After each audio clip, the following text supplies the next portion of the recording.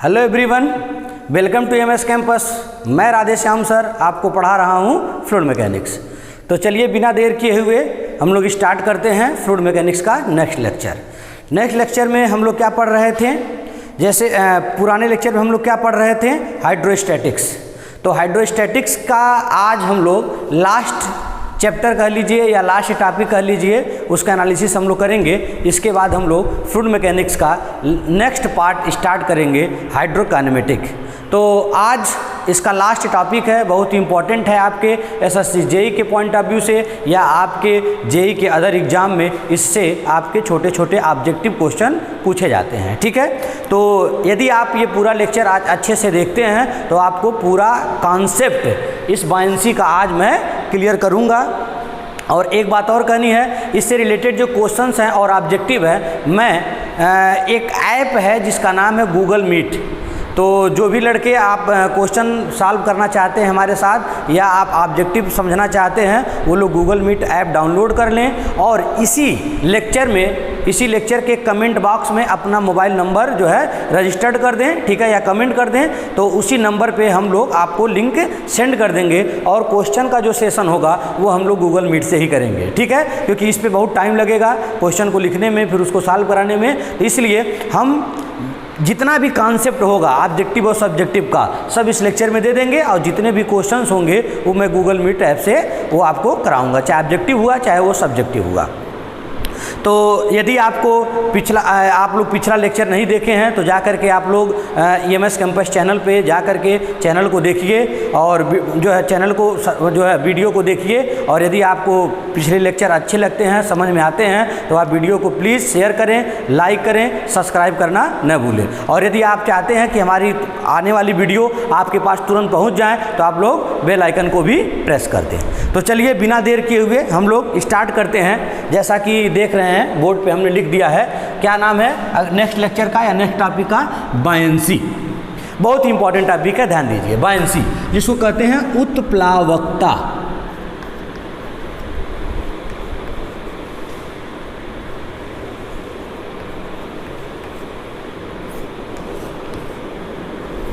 इसमें कुछ डिप्लोमा वाले भी देखते हैं तो उनको इंग्लिश में थोड़ी बहुत प्रॉब्लम जो होगी तो उसका मैं हिंदी भी लिख दूंगा, ठीक है, क्योंकि कंपटीशन जो होता है वो जनरली किसी भाषा का मोहताज नहीं है। हाँ, ये ज़रूरी है कि मैक्सिमम क्वेश्चन जो है आपको इंग्लिश में समझना ज़रूरी होता है, स्टैंडर्ड होते हैं, लेकिन आपको ज़रूरी नहीं है कि इंग्लिश यदि थोड़ी सी आपकी वीक है तो आप सिलेक्शन नहीं पा सकते हैं। आपको टेंशन लेने की आवश्यकता नहीं है, आप हिंदी से भी सिलेक्शन जेई में पा सकते हैं। जेई तक की बात कर रहे हैं। चलिए, तो उत्प्लावकता। अब पूछा जाए बायंसी क्या है तो इसको ध्यान से समझिए, बायंसी किसे कहते हैं समझिए। हम एग्जाम्पल द्वारा आपको बताते हैं। जैसे आपको पता होगा यदि ये कोई बॉडी है, सपोज करिए लकड़ी है,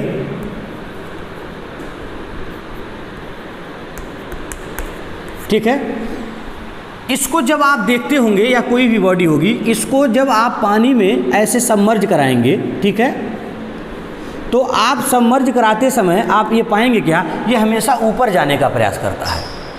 या कोई भी बॉडी होगा उसको, जैसे आप पत्थर ही ले लीजिए, उसको जब स्पीड से छोड़ेंगे तो जिस स्पीड से ऊपर से आएगा उसी स्पीड से तुरंत नीचे नहीं जाता है, बीच में इसकी वेलोसिटी थोड़ी सी कुछ न कुछ चेंज जरूर होती है। ऐसा क्यों होता है ये पिछले हम लोग चैप्टर में पढ़े थे, अभी आपको क्लियर करके बता देंगे। तो फिलहाल ये समझिए कि किसी भी बॉडी को जब किसी लिक्विड में आप सबमर्ज कराते हो या इमर्ज्ड करते हो तो आप देखते होगे इस पे ऊपर की तरफ फोर्स वर्क करने लगता है, ठीक है, जिसके कारण यह बॉडी उछाल का अनुभव करती है। यानी इस लिक्विड में किसका अनुभव करती है, उछाल का। अर्थात इस सॉलिड को या इस बॉडी को पता चलता है कि लग रहा है कि नीचे से कोई चीज़ हमको ऊपर की तरफ धकेल रहा है, ठीक है, पुश कर रहा है। तो अब आखिर ये ऐसा हो क्यों रहा है, ये बात की बात है, लेकिन फिलहाल बायंसी क्या है इसको समझिए। इसकी डिफिनेशन मैं बताता हूँ। तो कहेंगे क्या, किसी लिक्विड की वह प्रॉपर्टी जिसके कारण कोई सॉलिड उसी लिक्विड में उछाल का अनुभव करता है, उस प्रॉपर्टी को हम लोग बायंसी कहते हैं। या यूँ कह सकते हैं, जब कोई सॉलिड या बॉडी को लिक्विड में जाती है बात समझिएगा। तो उस पर उछाल का अनुभव करता है, इस घटना को, इस फिनोमिना को भी हम लोग क्या कहते हैं, बायंसी। तो बायंसी एक फिनोमिना कह लीजिए या प्रॉपर्टी कह लीजिए, कोई दिक्कत नहीं होगा, ठीक है, याद रखिएगा। लेकिन बात आती है कि यह जो कौन सा ऐसा फोर्स है जो उसको ऊपर की तरफ जो है आपको पुश कर रहा है, उसको ऊपर की तरफ ढकेल रहा है, ध्यान दीजिएगा। तो उस फोर्स को हम लोग कहते हैं बायंड फोर्स,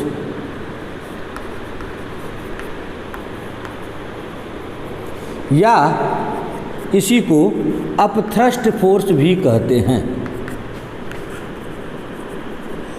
अब बाइंड फोर्स, अपथ्रस्ट फोर्स का जो इंट्रोडक्शन है वो सबसे पहले आपको आर्किमिडीज जी ने ही बताया था, अर्थात ये भी एक कोई फोर्स होता है। इसके पहले हम लोग इसके बारे में हम लोग नहीं जानते थे कि ये अपथ्रस्ट फोर्स भी कोई फोर्स होता है।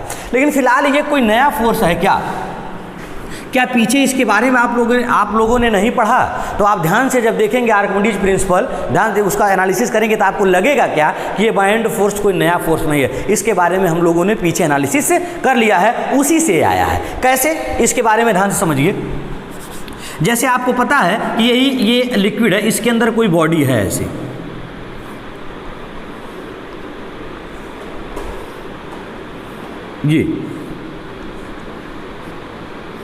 ये कोई बॉडी है।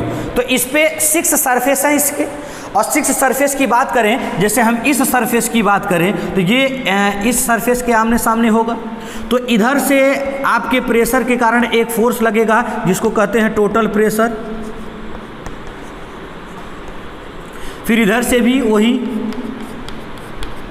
तो ये दोनों आपस में एक दूसरे के देख रहे हैं, ये बिल्कुल वर्टिकल है, सीधा है। तो जितना फोर्स इसका प्रभाव होगा इस फोर्स का, उतना ही इस फोर्स का प्रभाव होगा। तो दोनों एक दूसरे को क्या कर देंगे, कैंसिल आउट कर देंगे। अर्थात इन दोनों का जो नेट इफेक्ट है ये इस बॉडी पे नहीं पड़ेगा। उसी प्रकार जो सामने वाला ये फलक है सामने वाला, और इसी तरह पीछे वाला जो फलक है उस पर वो भी देखेंगे कि इधर से जो फोर्स लगेगा इधर से, और उधर से जो फोर्स लगेगा सामने से और पीछे से, वो भी एक दूसरे को क्या कर देंगे, कैंसिल आउट कर देंगे। तो इनका भी प्रभाव नहीं पड़ेगा। लेकिन जब बात करते हैं हम नीचे वाले पोर्शन की और ऊपर वाले पोर्शन की, तो हमारे पास रिजल्ट क्या आता है। आप पढ़े होंगे अभी पिछले चैप्टर में कि जब कोई सरफेस किसी लिक्विड में H1 हाइट पे सबमर्ज होता है तो यहाँ पे एक नेट फोर्स काम करता है इस सरफेस के परपेंडिकुलर। तो सरफेस ऐसे है तो वो डाउनवर्ड डायरेक्शन में होगा, और इसका मान कितना होगा बेटा, रो जी ए एक्स बार या ए एक्स बार। इसका एरिया सपोज करिए ए है, ये फोर्स लगेगा, बात समझिएगा। अब x बार क्या है, इस सरफेस की सीजी से यहाँ से दूरी। उसी प्रकार इस सरफेस की बात करें तो इस सरफेस की जो हाइट है, इस सरफेस की जो हाइट है यहाँ से ये है आपका h2। तो यहाँ पर ऊपर की तरफ नेट फोर्स काम करेगा आपका F2, इसका मान होगा रो जी ए x2 बार। तो x2 बार क्या है, इसके सीजी सी दूरी है। तो जाहिर सी बात है यहाँ पर x2 बार ज़्यादा है किससे, x1 बार से। तो आपका जो नेट फोर्स होगा F2 ग्रेटर देन होगा F1। तो जो रिजल्टेंट आएगा बेटा इनका,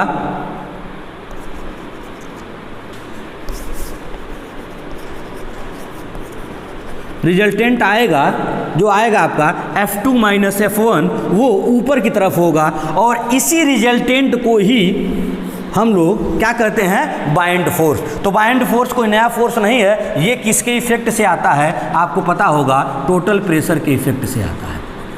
तो यहाँ पर एक छोटा सा कॉन्सेप्ट था बायंसी का और बाइंड फोर्स का। तो कोई पूछे बायंसी क्या है तो क्या कहेंगे कि किसी लिक्विड की वह प्रॉपर्टी जिसके कारण जब कोई बॉडी या सॉलिड उस लिक्विड में प्रवेश करता है तो उस पर उछाल का अनुभव होता है। इस फिनोमिना को या इस प्रॉपर्टी को हम लोग बायंसी कहते हैं। और जितना फोर्स उस पर लगता है उछाल के लिए, उस फोर्स को ही हम लोग बाइंड फोर्स या अपथ्रस्ट फोर्स कहते हैं। और ये बाइंड फोर्स या अपथ्रस्ट फोर्स किसके वजह से आता है, रिजल्टेंट ऑफ टोटल प्रेशर, यानी टोटल प्रेशर का जो रिजल्टेंट होता है उसी के कारण आता है आपका कौन सा फोर्स, बाइंड फोर्स या अपथ्रस्ट फोर्स। और बाइंड फोर्स या अपथ्रस्ट फोर्स जो होता है इसको सबसे पहले किसने इंट्रोड्यूस कराया, आर्किमिडीज जी ने। तो अभी हम लोग पढ़ेंगे आर्किमिडीज क्या है, आर्किमिडीज का क्या सिद्धांत है, इसके बारे में। फिलहाल इतना आई होप आप लोग को ये कॉन्सेप्ट क्लियर हो गया होगा। तो हम बताते हैं थोड़ा सा, इसमें एक टॉपिक है सेंटर ऑफ बायंसी, और तब आपको समझ में आ गया वास्तव में बाइंड फोर्स का मतलब क्या होता है। एक चीज़ मैं आपको बताता हूँ, देखिए तो चलिए ध्यान दीजिए, अगला हमारा टॉपिक है centre of buoyancy. Centre of buoyancy क्या होता है ये बताइए। जैसे अभी आपको इंट्रोड्यूस किए हैं एक फोर्स के बारे में जिसको कहते हैं बायंड फोर्स।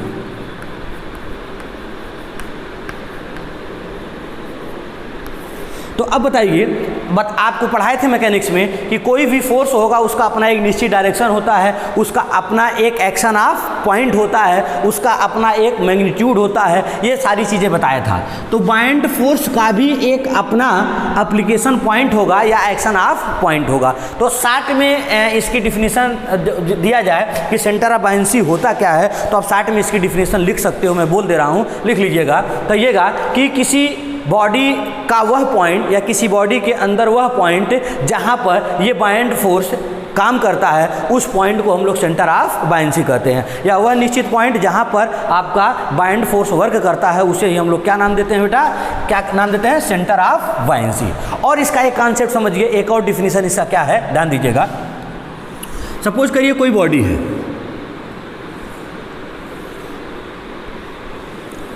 वो इसकी यहाँ पे इस लिक्विड में इस पार्शियली रूप से सबमर्ज है, पार्शियली रूप से। इसकी टोटल हाइट जो है बेटा वो कैपिटल H है और इसका स्मॉल h पार्ट डूबा हुआ है, बात समझिएगा। तो अब पूछा जाए सेंटर बायंसी की एक और स्टैंडर्ड डिफिनीशन क्या है, तो आप कह सकते हैं कि किसी सॉलिड या किसी बॉडी द्वारा डिस्प्लेस्ड लिक्विड, यानी जो डिस्प्लेस्ड लिक्विड है, ये जाहिर सी बात है इतना पार्ट डूबा हुआ है तो इतना लिक्विड को डिस्प्लेस्ड करेगा। तो डिस्प्लेस्ड लिक्विड के सेंटर ऑफ ग्रेविटी को, बात समझिएगा, हम इस टोटल बॉडी के सीजी की बात नहीं कर रहे हैं, हम जितना ये पार्ट डिस्प्लेस्ड करेगा, यानी जाहिर सी बात है कोई भी सॉलिड जो होगा जब लिक्विड में प्रवेश करता है तो वो कुछ न कुछ वाटर को अपना जितना जगह वो लेगा उतना डिस्प्लेस्ड कर देगा, बात समझिएगा। तो आप ये भी परिभाषा दे सकते हो किसी सॉलिड द्वारा डिस्प्लेस्ड लिक्विड के सेंटर ऑफ ग्रेविटी को, यानी ये जितना भी लिक्विड जो है आपका डिस्प्लेस करेगा उसके सेंटर ऑफ ग्रेविटी को भी हम लोग कहते हैं सेंटर ऑफ बायंसी। और बाकी न्यूमेरिकल लगाने में भी आप ये समझ लीजिएगा, ध्यान दीजिएगा कि वह पॉइंट जहाँ पर बायंड फोर्स वर्क करता है उसे भी हम लोग क्या नाम देते हैं, सेंटर ऑफ बायंसी। तो आई होप ये दोनों डिफिनीशन आपको क्लियर हो गई होगी। तो अब इसका मान कहीं क्वेश्चन में पूछ देता सेंटर ऑफ बायंसी निकालो, तो कहीं भी आपसे पूछ दे सेंटर ऑफ बायंसी निकालो, तो पहले आप पता करिएगा कि कितना पार्ट डूबा है, ये आयतन निकाल लीजिए या ये हाइट निकाल लीजिए। अभी हम शॉर्ट टर्म में बताएंगे कैसे निकालेंगे इसको। ये हाइट पता कर लीजिए और ये पार्ट और इसका सीजी निकाल लीजिए, जैसे आप बेसिक डिफिनीशन से निकालते हो। सपोज करिए H मिल गया, तो बताओ इसका सीजी कहाँ होगा, या सेंटर ऑफ बायंसी जिसको हम B से लिखते हैं वो कहाँ होगा, तो यहीं से h/2 दूरी पर होगा। यानी सेंटर ऑफ बायंसी जो होगा बेटा ये आपका क्या कितनी दूरी पर, नीचे से h/2। अब टोटल बॉडी का सेंटर ऑफ ग्रेविटी पूछा जाए तो वो इसके आधे पे होगा, आयताकार पोर्शन है ना, तो इसका जो आधा होगा, कहीं सपोज करिए यहीं पे है, ये पॉइंट है, तो इसको हम कैपिटल G से लिखेंगे और ये ऊपर से भी कैपिटल H/2 होगा और नीचे से भी कैपिटल H/2 होगा। लेकिन जब सेंटर ऑफ बायंसी की बात करेंगे तो वो नीचे से स्मॉल h/2 होगा या फ्री सरफेस से भी स्मॉल h/2 दूरी पर होगा। तो इसका मान कैसे भी निकालेंगे ये भी मैं आपको बता दिया, क्या होता है इसका कॉन्सेप्ट ये भी मैं आपको बता दिया। तो आई होप आपको ये क्लियर हो गया होगा। फिर भी किसी को कोई दिक्कत होगा तो आप कमेंट कर दीजिएगा, सर यहाँ ये दिक्कत है, फिर मैं उसको जो है आपको नेक्स्ट लेक्चर में एक्सप्लेन कर दूंगा। फिलहाल चलिए ध्यान दीजिए, तो सेंटर ऑफ बायंसी क्लियर हो गया। अब हम आपको बताते हैं, ध्यान दीजिएगा, इस बायंड फोर्स का मान निकालते कैसे हैं, या ये कहा जाए बायंड फोर्स का मान कैसे पता चला कि कितना होगा, बात समझिएगा कैसे निकालते हैं। तो मैं आपको बता दूं बायंड फोर्स के मान के लिए जो है आर्किमिडीज जी ने काफ़ी मेहनत किया और उसके बाद उन्होंने अपना नियम दिया। तो आर्किमिडीज के द्वारा ही बायंड फोर्स का मान ज्ञात किया जाता है। तो अगला हमारा जो अब टॉपिक अगला बताने जा रहे हैं आपका, what is the principle of Archimedes, या आर्किमिडीज प्रिंसिपल क्या है। तो ध्यान दीजिए आर्किमिडीज प्रिंसिपल। अब आर्किमिडीज जी ने कहा क्या, ध्यान दीजिएगा, इसकी डिफिनीशन मैं बोल रहा हूँ, आप लोग लिख लीजिएगा, ठीक है, और बाकी बाद में तो PDF में सेंड कर देता हूँ, आप लोग नोट कर लीजिए उसको, उससे डिफिनीशन देख लीजिएगा। आर्किमिडीज जी ने कहा क्या कि जब किसी बॉडी को किसी लिक्विड में सबमर्ज कराते हैं, चाहे वो पार्शली रूप से हो चाहे वो टोटली हो, ठीक है। तो सपोज करिए यहाँ पर हमने इसको इस तरह सबमर्ज करा दिया, या यहाँ पे इस तरह भी सबमर्ज है, कोई दिक्कत नहीं है।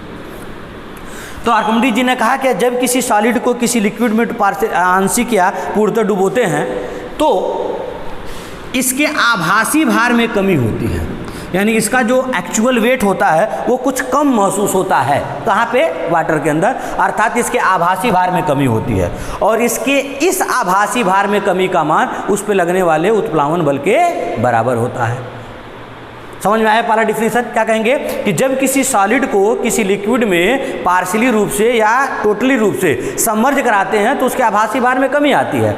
और कितनी कमी आती है? इस आभासी भार में कमी का मान उस पर लगने वाले उत्प्लावन बल के बराबर होता है। अर्थात यहाँ पर एक उत्प्लावन बल या बाइंड फोर्स का मान आया, यहाँ से कोई पूछा जाए कि बाइंड फोर्स का मान कितना हुआ, तो बाइंड फोर्स बराबर आप लिख सकते हैं पिंड बॉडी के आभासी भार में कमी, अपीयरेंट वेट,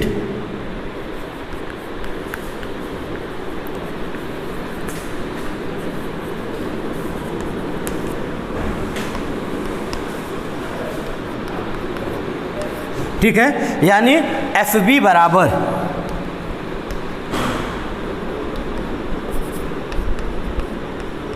पिंड के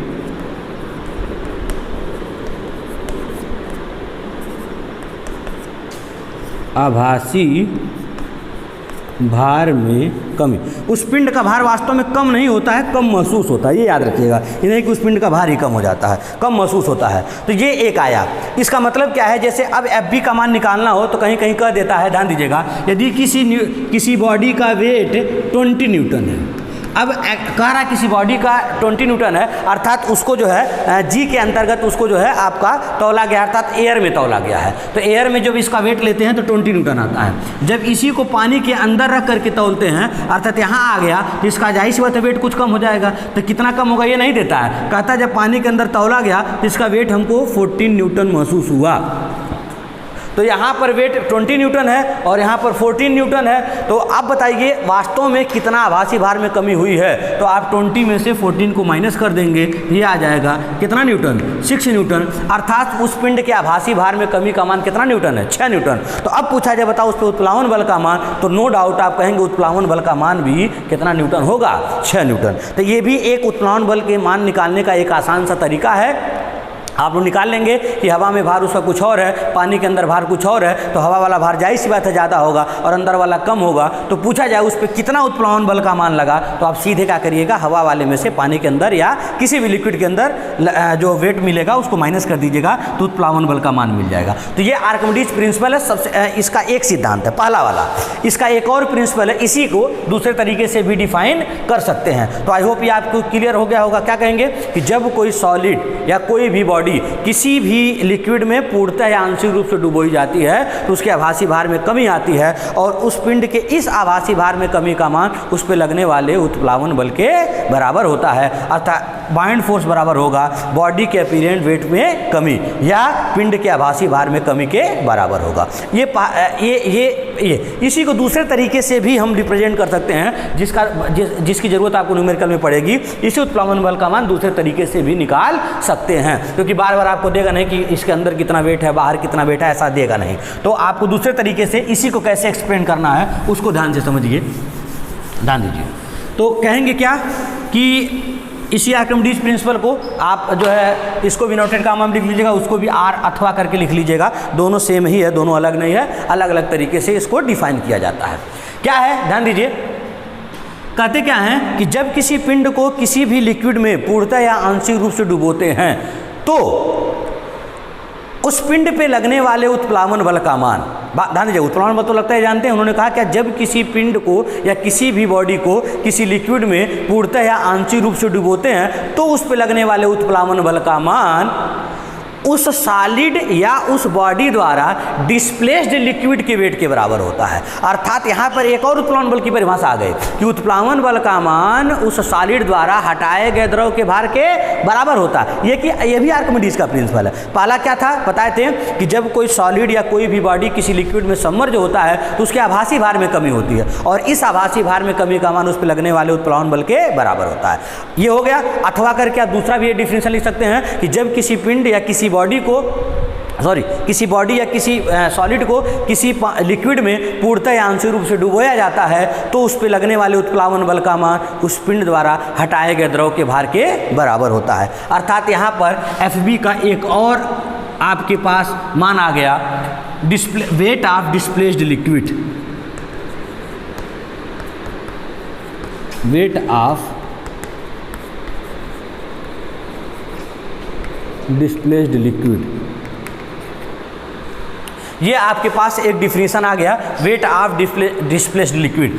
अब आप डिस्प्लेस्ड लिक्विड का वेट निकालना है, जाहिर सी बात है। तो वेट का क्या फार्मूला होता है ये आपको पता होगा, यानी W बराबर होता है mg, बात समझिएगा। और अब m क्या है, ये W क्या है, उसी डिस्प्लेस्ड लिक्विड का वेट है, तो m क्या होगा, उसी डिस्प्लेस्ड लिक्विड का मास होगा। अब मास बराबर क्या जानते हो बेटा, आपको पढ़े होगे वॉल्यूम इनटू डेंसिटी, क्योंकि आपको पढ़ाए हैं रो बराबर m अपान v, यानी डेंसिटी बराबर मास अपान वॉल्यूम, तो मास बराबर क्या होगा, रो इंटू v, यानी v रो g। ये एक और फार्मूला आपका निकल करके आया, किसका, उत्प्लावन बल का। यानी कहीं भी उत्प्लावन बल का मान आपको पता करना है तो डायरेक्ट सूत्र लिखिए v रो जी, यानी v रो जी से ही Fb का मान निकाला जाता है। लेकिन v क्या है, रो क्या है, g क्या है, इसके बारे में जानना आपको बहुत जरूरी है। तो v क्या है बेटा, डिस्प्लेस्ड लिक्विड, डिस्प्लेस्ड लिक्विड का वॉल्यूम, डिस्प्लेस्ड लिक्विड का वॉल्यूम। और ये डिस्प्लेस्ड लिक्विड का वॉल्यूम किसके बराबर होगा,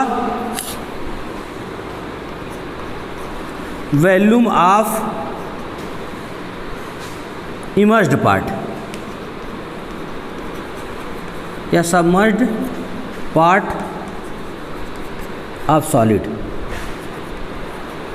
यानी सॉलिड के सबमर्ज पार्ट के आयतन के बराबर होगा। अर्थात जैसे पूछा जब v का मान निकालना हो तो क्या करोगे, ध्यान दीजिएगा, v का मान निकालना है तो जैसे मान लीजिए यहाँ पर इस तरह ये कोई बॉडी ऐसे डूबा हुआ है, तो जब डूबा हुआ बेटा तो पूछा जाए कि v का मान कितना है, तो ये वॉल्यूम आपको पता चल जाए, बात समझिएगा।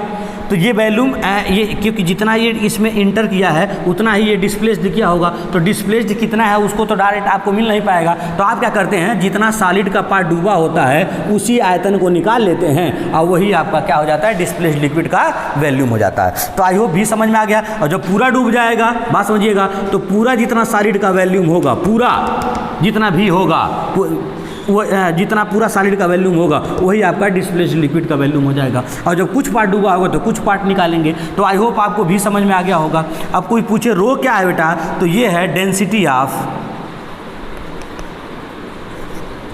Displaced liquid,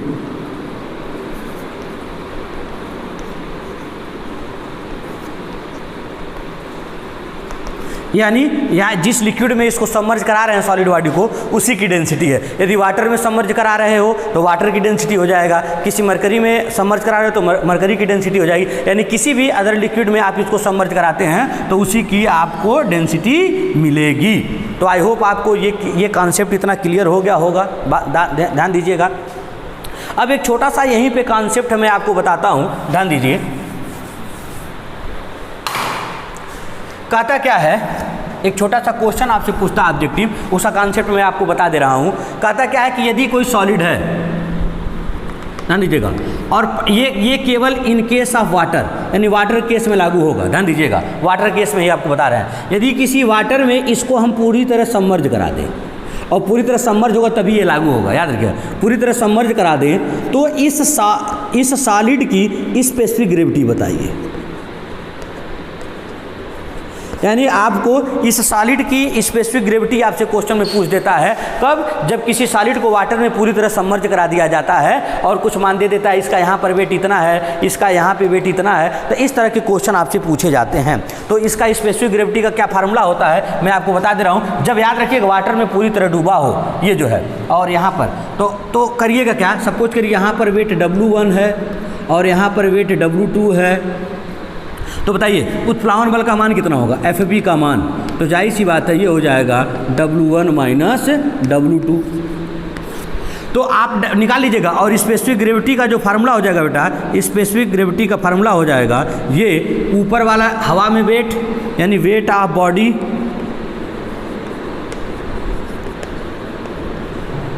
in air upon FB, यानी उत्प्लावन बल से उसके वेट ऑफ बॉडी इसी में डिवाइड कर देते हैं तो ये आपकी स्पेसिफिक ग्रेविटी का मान निकल जाता है। ठीक है, और ये भी एक छोटा सा सूत्र आप याद रखिएगा। ठीक है, अर्थात क्वेश्चन पूछ दे, बात समझिएगा, यदि कोई पिंड है जिसका हवा में भार 10 न्यूटन है और जब इसको पानी के अंदर डुबो देते हैं तो हमको इसका भार मिलता है 7 न्यूटन, तो बताइए इसकी स्पेसिफिक ग्रेविटी कितनी होगी? तो आप तुरंत इसका आंसर दे सकते हैं। स्पेसिफिक ग्रेविटी का मान क्या दिए हैं बेटा? Weight of body in air upon FB। तो अब बताइए FB कैसे मिलेगा बेटा? अभी बताए हैं कि आभासी भार में कमी कितना पता चलेगा? 10 में से 7 घटा देंगे तो 3 आ जाएगा, 3 उत्प्लावन बल हो जाएगा यानी यहाँ पर, और हवा में भार 10 न्यूटन है तो 10/3 कर देंगे तो जाहिर सी बात है ये आपका मिल जाएगा कितना बेटा?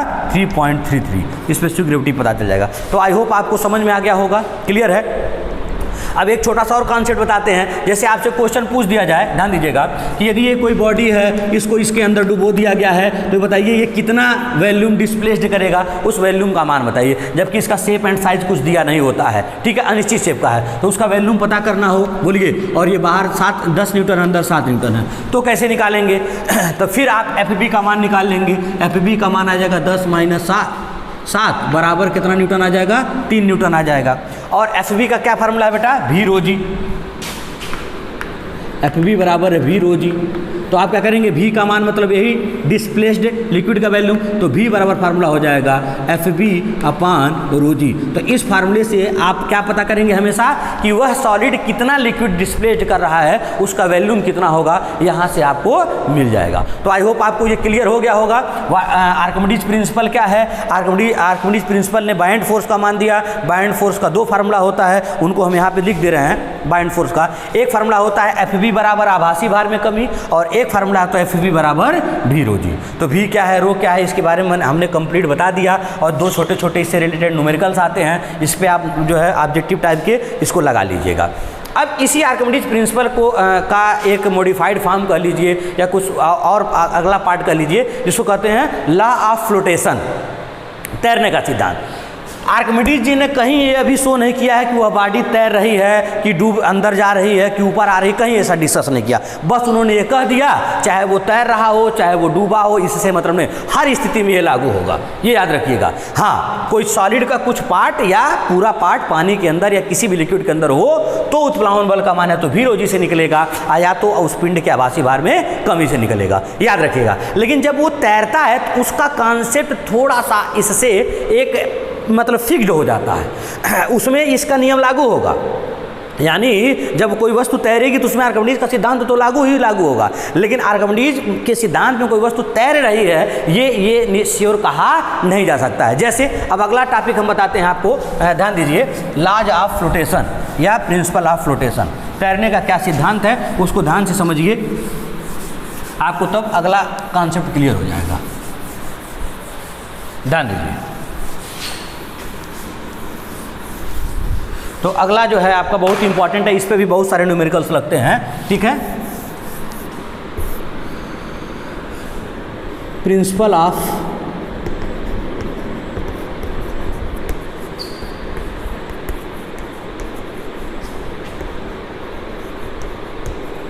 फ्लोटेशन। ठीक है, प्रिंसिपल ऑफ फ्लोटेशन देखिए क्या है, बात को समझिएगा। ठीक है, फ्लोटेशन तैरने का सिद्धांत, इसको तैरने का नियम कह सकते हैं या तैरने का सिद्धांत कहते हैं, तैरने का नियम।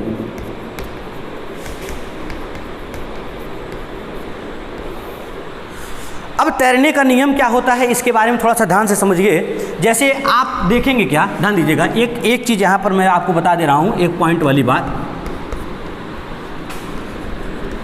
जब कोई सॉलिड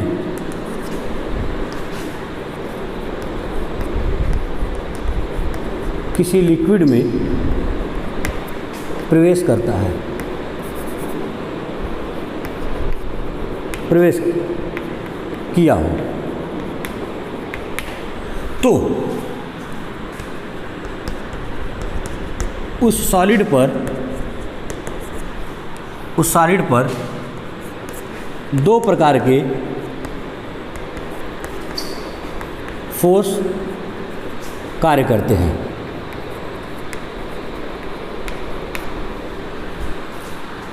ध्यान दीजिएगा, दो तरह के फोर्स काम करते हैं। पहला कैपिटल डब्लू, इसको कहते हैं पिंड का भार, वेट ऑफ बॉडी। और दूसरा, और ये कहाँ काम करेगा हमेशा बेटा, ये हमेशा काम करेगा जी पर, सी जी पर, और इसका डायरेक्शन क्या होगा, डाउनवर्ड। याद रखिएगा, यानी पहला काम करता है वेट ऑफ बॉडी और वो हमेशा जी पे काम करेगा और वो गुरुत्वाकर्षण पे काम करेगा और उसका डायरेक्शन हमेशा नीचे होगा। और दूसरा एफ बी, अभी आपको बताए हैं, इसको कहते हैं बाइंड फोर्स।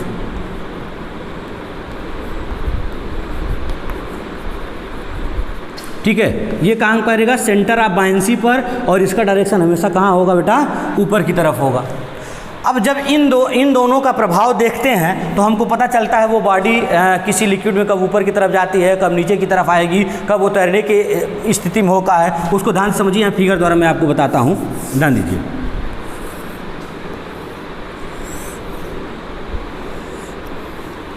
तो ये बॉडी है, इस तरह है, या पूरा भी डूब सकती है, कोई दिक्कत नहीं है। ध्यान दीजिएगा, या यहाँ पर बता देते हैं पूरा डूबा है ये। तो इसका सी जी यानी जी यहाँ है और बी पॉइंट यहाँ है, उसी तरह जी यहाँ है और बी पॉइंट यहाँ है। बात समझिएगा, ठीक है। अब देखिए, तो जी पे, इस पे काम करेगा डब्लू नीचे की तरफ और इस पे काम करेगा एफ बी ऊपर की तरफ, दोनों एक ही लाइन पे होंगे। देखिए ये काम करेगा।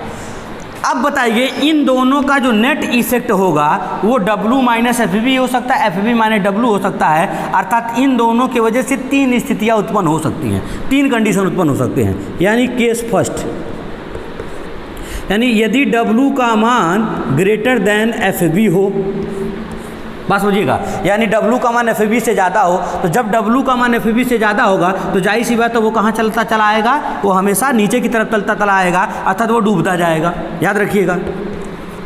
और दूसरा, यदि एफ बी ज़्यादा हो जाए W से तो वो क्या होगा, वो हमेशा वो बॉडी ऊपर की तरफ मूव करेगी।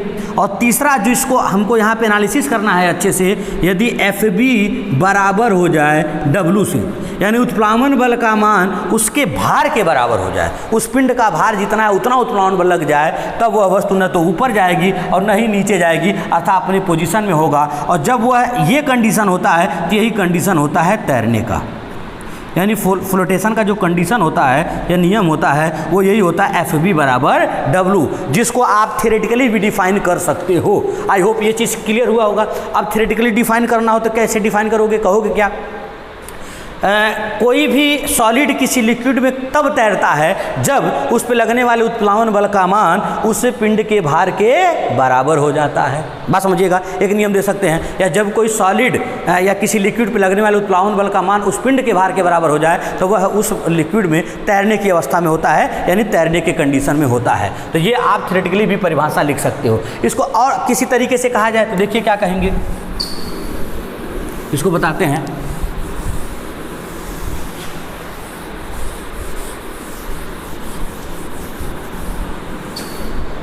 क्या लिखेंगे, इसकी डिफिनीशन क्या लिखेंगे बेटा, कि किसी सॉलिड या किसी बॉडी पे लगने वाले उत्प्लावन बल का, जब किसी सॉलिड या बॉडी पे लगने वाले उत्प्लावन बल का मान उस पिंड के भार के बराबर हो जाता है तो वह बॉडी उस लिक्विड में तैरने की अवस्था में होता है। अर्थात इन केस ऑफ फ्लोटेशन या कंडीशन ऑफ फ्लोटेशन क्या हो जाएगा, एफ बी बराबर वेट ऑफ बॉडी। बात समझिएगा। और ये आपका ये हो गया। और अकॉर्डिंग टू आर्किमिडीज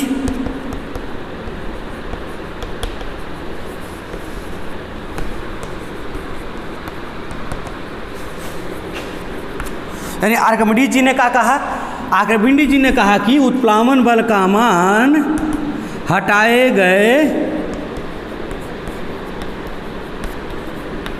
द्रव का भार यानी डिस्प्लेस्ड लिक्विड के वेट के बराबर होता है। तो आप ध्यान से समझिए, इसमें जो है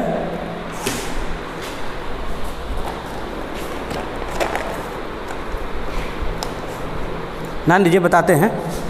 जैसे तो ये इन दोनों को यदि कंडीशन जैसे मान तैर भी रहा है तो उस दशा में दोनों लागू होगा, लेकिन वो आर्किमिडीज की कंडीशन में है तो केवल यही लागू होगा। तो हम ये कह सकते हैं ये तीनों आपस में बराबर कर सकते हैं, अर्थात एफ बी बराबर हम लिख सकते हैं डिस्प्लेस्ड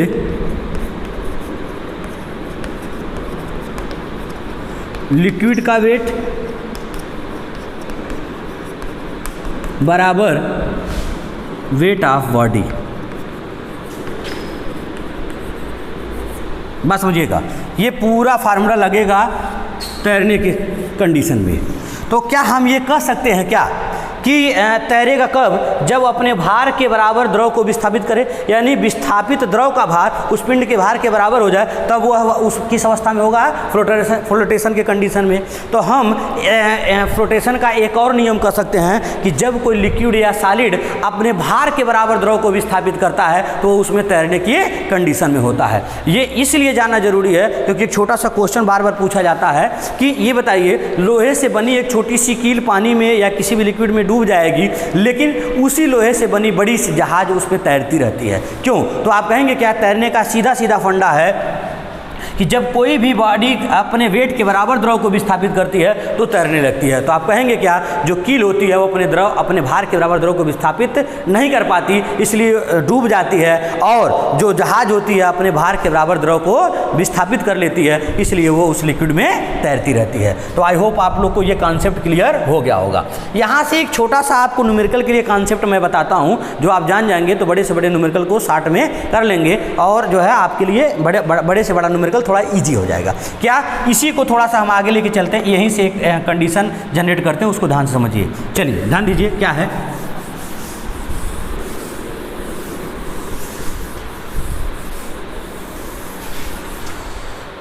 ध्यान दीजिए, तो एफ बी बराबर वेट ऑफ बॉडी है। एफ बी का क्या फार्मूला होता है बेटा? आप पढ़े होगे भी रो जी,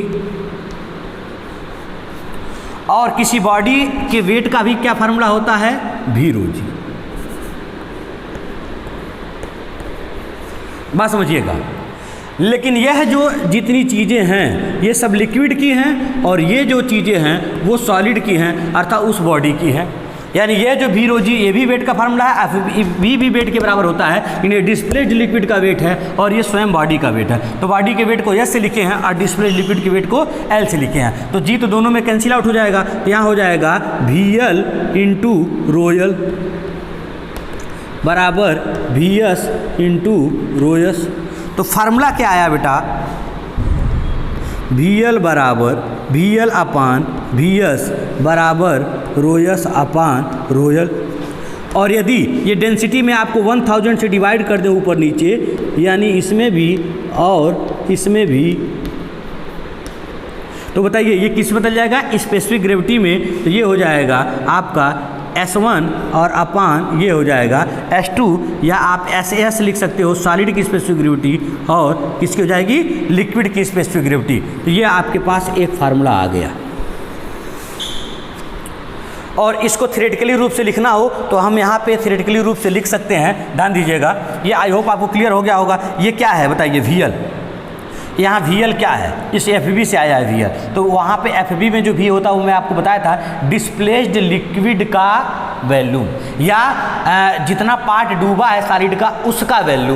बात समझिएगा। इसको लिख सकते हैं क्या? डूबे हुए पार्ट का आयतन बटे उसका टोटल आयतन बराबर सॉलिड की स्पेसिफिक ग्रेविटी अपान लिक्विड की स्पेसिफिक ग्रेविटी। यहाँ से एक छोटा सा कॉन्सेप्ट क्या बताते हैं, ध्यान दीजिएगा।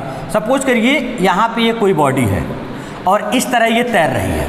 ये सब चीज़ जितना बताएं तैरने की अवस्था में लगा है, इस तरह ये तैर रही है। तो जब तैर रही है तो बताइए इसकी टोटल हाइट जो है वो सपोज करिए कैपिटल H है, और इसकी ये जो हाइट है वो स्मॉल h है। बात समझिएगा। अब हमको शॉर्ट में पता करना है कितना पार्ट इसका डूबा हुआ है या कितना आयतन कितना इसका डूबा हुआ है। तो आपको क्या पता होना चाहिए, एक इस सॉलिड की स्पेसिफिक ग्रेविटी एस और इस लिक्विड की स्पेसिफिक ग्रेविटी एस पता हो तो आप इस फार्मूले में रख करके बता सकते हो कि VL/VS का मान कितना होगा। तो हम यहाँ पढ़ सकते हैं VL/VS बराबर SS/SL मल्टीप्लाई कर दीजिए तो VL/VS इंटू SS/SL। ये एक इंपॉर्टेंट फार्मूला आया। तो अब सपोज करिए इसका टोटल आयतन भी है और इन दोनों का स्पेसिफिक ग्रेविटी पता है, सॉलिड और लिक्विड का। तो यहाँ पे मान पता कर लेंगे तो हमको पता चलेगा इसका कितना % भाग जो है आपका डूबा हुआ है, और 100 में से घटा देंगे तो पता चलेगा कितना % भाग ऊपर है। कभी कभी क्वेश्चन दे देता है एक बर्फ़ है जो किसी समुद्र में तैर रहा है, बर्फ़ का स्पेसिफिक ग्रेविटी इतना है, समुद्र की स्पेसिफिक ग्रेविटी इतना है, तो बताइए उसका कितना हिस्सा जल के बाहर है या कितना हिस्सा जल के अंदर है। तो हाई जो VL मिला है डायरेक्ट सूत्र से वो जल के अंदर वाला पार्ट है, और इसी को जब 1 में से विदाउट परसेंटेज निकालेंगे तो 1 में से घटा दीजिए, परसेंटेज निकालेंगे 100 में से घटा दीजिए तो आपको पता चले कितना पार्ट कहाँ है, ऊपर है। ये आपको मिल जाएगा। और यहाँ से एक चीज़ और मैं आपको बता दूँ, यदि यह जो लिक्विड है वो पर्टिकुलर वाटर हो जाए, बाकी कोई भी लिक्विड होगी तो ये फार्मूला लगेगा, यदि पर्टिकुलर वो वाटर हो जाए तो बताइए वाटर की स्पेसिफिक ग्रेविटी कितनी होती है, 1 होती है। तो अब बताइए VL का फार्मूला क्या आएगा, बताइए VL बराबर, तो आपका जो VL का फार्मूला आ जाएगा बेटा VL बराबर VS इंटू क्या आ जाएगा SS मतलब सॉलिड का। अर्थात आपको पूछा जाए जैसे कि कोई भी बॉडी किसी वाटर में तैर रही है तो उसका कितना आयतन डूबा हुआ है, कितना आयतन डूबा हुआ है। तो आप डायरेक्ट क्या करिएगा, उस सॉलिड के टोटल आयतन में उस सॉलिड की स्पेसिफिक ग्रेविटी से मल्टीप्लाई कर दीजिएगा तो आपको कितना आयतन डूबा है ये मिल जाएगा। और यदि इसी का कुछ एक और हाइट पता करना है तो बताइए इसकी एरिया यदि सपोज करिए कैपिटल A है ये, तो आप बताइए इसको हाइट के टर्म में लिखना हो तो VL मतलब ये क्या है आपका डूबे हुए पार्ट का आयतन, तो एरिया यहाँ लिख सकते हैं इंटू स्मॉल h बराबर VS क्या है टोटल आयतन, ये हो जाएगा एरिया इंटू कैपिटल H और इंटू SS। तो एरिया से एरिया कैंसिल हो जाएगा, स्मॉल h बराबर हो जाएगा कैपिटल H इंटू SS। तो आप यहाँ से एक बहुत ही इंपॉर्टेंट आपके पास एक्सप्रेशन आपके पास यहाँ सामने निकल करके आया। क्या निकल के आया कि यदि कोई बॉडी जिसकी हाइट टोटल h है, बात समझिएगा, और पूछ दे कि इसका सेंटर ऑफ बायंसी निकालो, तो सेंटर ऑफ बायंसी निकालने के लिए हाइट पता करना पड़ेगा और इसका आधा कर देंगे तो सेंटर ऑफ बायंसी निकल जाएगा। तो डायरेक्ट आपको पता करना हो कि ये हाइट कितनी है, तो बहुत सारे तामझाम फार्मूले याद आपको नहीं रखने हैं, आपको डायरेक्ट ये सूत्र याद रखना है कि यदि किसी सॉलिड की स्पेसिफिक ग्रेविटी पता है, उस सॉलिड की टोटल हाइट पता है, तो जब उस सॉलिड की टोटल हाइट में उसी की स्पेसिफिक ग्रेविटी से मल्टीप्लाई कर देते हैं तो हमको डूबे हुए पार्ट की हाइट मिल जाती है। तो आपके पास एक फार्मूला ये है, एक फार्मूला ये है जब किसी अदर लिक्विड में होगा, और ये फार्मूला तब है जब वो पर्टिकुलर किसी वाटर में तैरेगा। तो आई होप ये कंप्लीट पिक्चर आपको समझ में आ गया होगा। ठीक है, इसको आप लोग नोट करिएगा। फ्लोटेशन का भी कंडीशन हमने जो भी था वो बता दिया, बाकी इससे रिलेटेड जो भी क्वेश्चंस आएंगे वो मैं आपको सॉल्व करा दूंगा। अब मैं अपना नेक्स्ट टॉपिक आपको बताता हूँ, बहुत ही इंपॉर्टेंट है, जिसको कहते हैं Meta centre. Meta centric height क्या होता है, एंगल ऑफ फील क्या होता है, रिस्टोरिंग मोमेंट क्या होता है, इसके बारे में हम डिस्कशन करते हैं। तो चलिए स्टार्ट करते हैं, ये आप लोग नोट कर लीजिएगा। तो अभी तक क्या आप लोगों ने पढ़ा, बायंसी क्या होता है, बाइंड फोर्स क्या होता है, सेंटर ऑफ बायंसी क्या होता है, और आर्किमिडीज प्रिंसिपल क्या होता है। आर्किमिडीज प्रिंसिपल में आपने क्या पढ़ा, बाइंड फोर्स का मान कैसे निकालते हैं, और फिर उसके बाद आपने पढ़ा प्रिंसिपल ऑफ फ्लोटेशन। तो आई होप ये इतना कंप्लीट पिक्चर आपको समझ में आ गया होगा। अब हम आपको बताते हैं मेटा सेंटर, तो ध्यान से समझिए, और उसके बाद आपका फ्लोटेशन का कंडीशन आपको बताएंगे, सॉरी इक्विलिब्रियम का कंडीशन क्या होता है। तो आपके लिए बहुत इंपॉर्टेंट है, ध्यान दीजिए।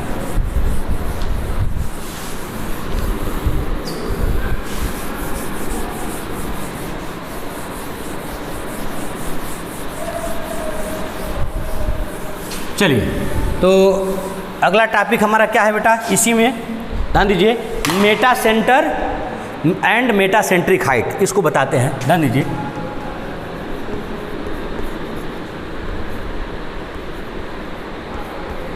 मेटा सेंटर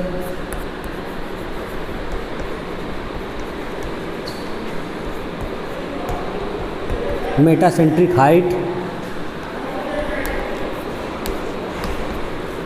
ठीक है, रिस्टोरिंग मूवमेंट।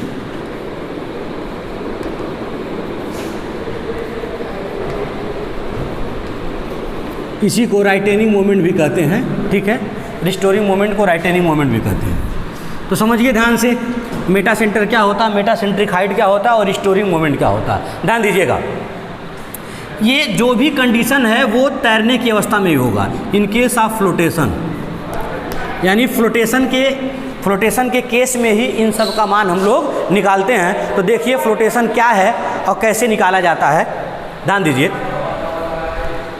तो ये आप समझिए ध्यान से, फिगर द्वारा मैं आपको पहले बताता हूँ, ध्यान दीजिए। जैसे कोई भी बॉडी यदि ये आपका ऐसे तैर रहा है, ये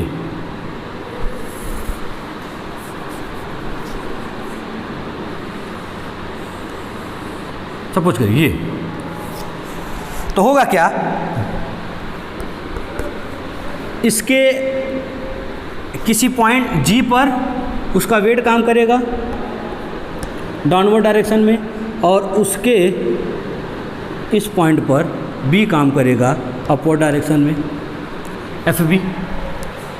अब बात समझिएगा, तो ये जो होगा दोनों एक ही लाइन पे होता है जब ये सीधे इक्विलिब्रियम कंडीशन में होता है, तब इस तरह दोनों एक ही लाइन पे होगा। लेकिन यदि यहाँ से कहीं कोई मोमेंट लगा दें हम, यानी मोमेंट लगा करके हल्का सा इसको जो है हम टिल्ट करें, तो कौन कौन सी स्थिति निकल के आती है उसको ध्यान से देखिए।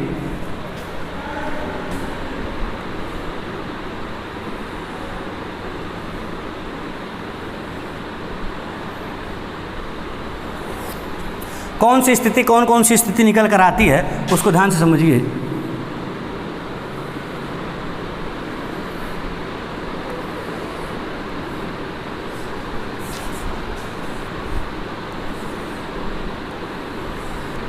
देखिए इसको समझिए, कौन सी स्थिति निकल कर आती है।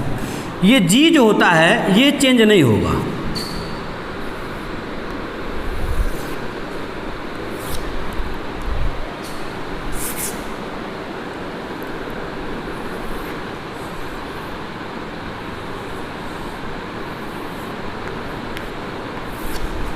ये G चेंज नहीं होगा, अर्थात G यहाँ रहेगा, फिर यहाँ रहेगा,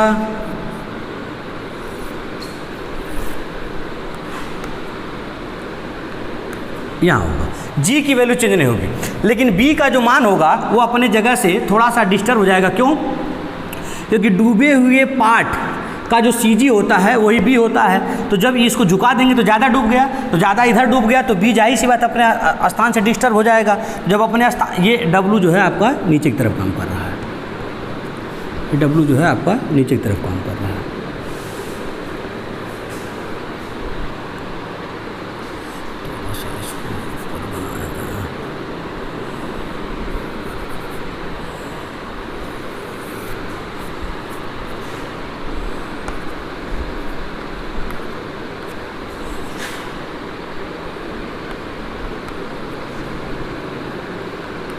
ये अब FB की जब बात करते हैं बेटा, ध्यान दीजिएगा, तो ये B पॉइंट जो है यहाँ से कुछ सपोज करिए यहाँ आ गया, B तो यही है लेकिन इसकी नई स्थिति जो हो गई वो B1 हो गई। यहाँ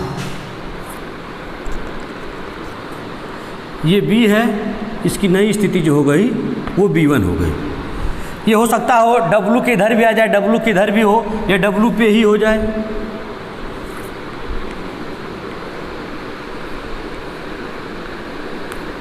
ये B1, बात समझिएगा। तो करते क्या हैं, कोई पूछे मेटा सेंटर क्या होता है, ध्यान दीजिएगा। तो जब इसको हल्का सा क्लॉकवाइज कहीं भी हल्का सा रोटेट कर देते हैं, ध्यान दीजिएगा, तो जब हल्का सा रोटेट कर देंगे तो जितने एंगल पर इसको रोटेट करते हैं, इसी थीटा को हम लोग कहते हैं angle of heel. Angle of heel, ध्यान दीजिएगा। जब बहुत कम कोण होता है तो ये B अपने स्थान से हट करके B जाएगा B1 पर, तो यहाँ पे लगेगा FB, इसी B पे लगेगा B1 पे FB, यहाँ पे FB। तो ये FB को जब हम बढ़ाते हैं ऊपर की तरफ, तो ये इसको जहाँ पे जो है इस वाली लाइन को, जो झुकी हुई लाइन होती है, इसको जहाँ पे कट करता है ये पॉइंट M है। ये जहाँ पे कट करता है ये पॉइंट M है, और इसी M पॉइंट को ही हम लोग नाम देते हैं क्या, मेटा सेंटर। तो कोई पूछे मेटा सेंटर क्या है, ध्यान दीजिए। Meta centre. और ये देख रहे हैं अलग अलग स्थितियों में अलग अलग हो सकता है, बात समझिएगा। मेटा सेंटर क्या होता है, तो कहिएगा क्या कि किसी तैरती हुई वस्तु का वह इमेजिनरी पॉइंट, क्योंकि ये पॉइंट आपको दिखता नहीं है, तो किसी तैरती हुई वस्तु का वह काल्पनिक पॉइंट जिसके परितः ये दोलन करता है या जो है ऑसिलेशन करता है, उसे ही हम लोग नाम देते हैं क्या, मेटा सेंटर। या आप ये कह सकते हो कि किसी तैरती हुई वस्तु को जब अपने जो है थोड़ा सा किसी एंगल ऑफ फील पे उसको जो है डिस्टर्ब कर देते हैं, तो उसका जो FB होता है, यानी सेंटर ऑफ बायंसी की एक्शन ऑफ लाइन, और जो पहली वाली लाइन होती है उसको जिस पॉइंट पे इंटरसेक्ट करता है उसी को हम लोग नाम देते हैं क्या, मेटा सेंटर। लेकिन स्टैंडर्ड डिफिनेशन नहीं लिखिएगा कि किसी तैरती हुई वस्तु का वह काल्पनिक बिंदु जिसके परितः वह दोलन करता है उसे हम लोग कहते हैं क्या, मेटा सेंटर। ये बात समझ में आ गई। अब दोलन करने का मतलब क्या है, ध्यान दीजिएगा, ये मैं बताता हूँ आपको। जैसे ये W नीचे काम कर रहा है और FV नीचे काम कर रहा है, तो आप देखेंगे क्या दोनों बराबर और विपरीत हैं, क्योंकि जब तक ये तैरेगा तब तक आपको ये कंडीशन लागू होगा, FB बराबर W, बराबर तो है ये हमेशा। तो जब दोनों बराबर और विपरीत हैं और पैरेलल हैं, तो दोनों एक दूसरे क्या बनाएंगे, कपल। और कपल जब बनाएंगे तो हमेशा घुमाने का प्रयास करेंगे, तो इन दोनों का जो कपल होगा वो इस डायरेक्शन में काम करेगा। आप झुकाए हैं क्लॉकवाइज और ये काम करेगा एंटी क्लॉकवाइज, तो ये एंटी क्लॉकवाइज जाएगा फिर क्लॉकवाइज जाएगा, तो ऐसे लगेगा कि इस पॉइंट के परितः ये क्या कर रहा है, दोलन कर रहा है। तो किसी तैरती हुई वस्तु का वह काल्पनिक पॉइंट जिसके परितः ये दोलन करता है उसे हम लोग मेटा सेंटर कहते हैं। फिर यहाँ देखिए, इसको इधर ऐसे ये करेंगे ये, और ये कपल बनाएंगे, तो इन दोनों का जो मूवमेंट होगा वो भी एंटी क्लॉकवाइज ही काम करेगा, तो ये दोलन न कर करके ये क्या हो जाएगा आपका, ये और डूब जाएगा। और यहाँ पे क्या होगा बेटा, आप जहाँ छोड़ेंगे वहीं पे रुक जाएगा, क्योंकि ये दोनों एक ही जगह पर है। इसके बारे में अभी हम डिटेल क्लियर करेंगे, अभी हम आपको बताएंगे। फिलहाल आप फिगर के अनुसार आप इनको डिफाइन करने का प्रयास करिए। तो मेटा सेंटर क्या है वो समझ में आ गया। अब आपसे पूछता है मेटा सेंट्रिक हाइट क्या है, ध्यान दीजिएगा। मेटा सेंट्रिक हाइट,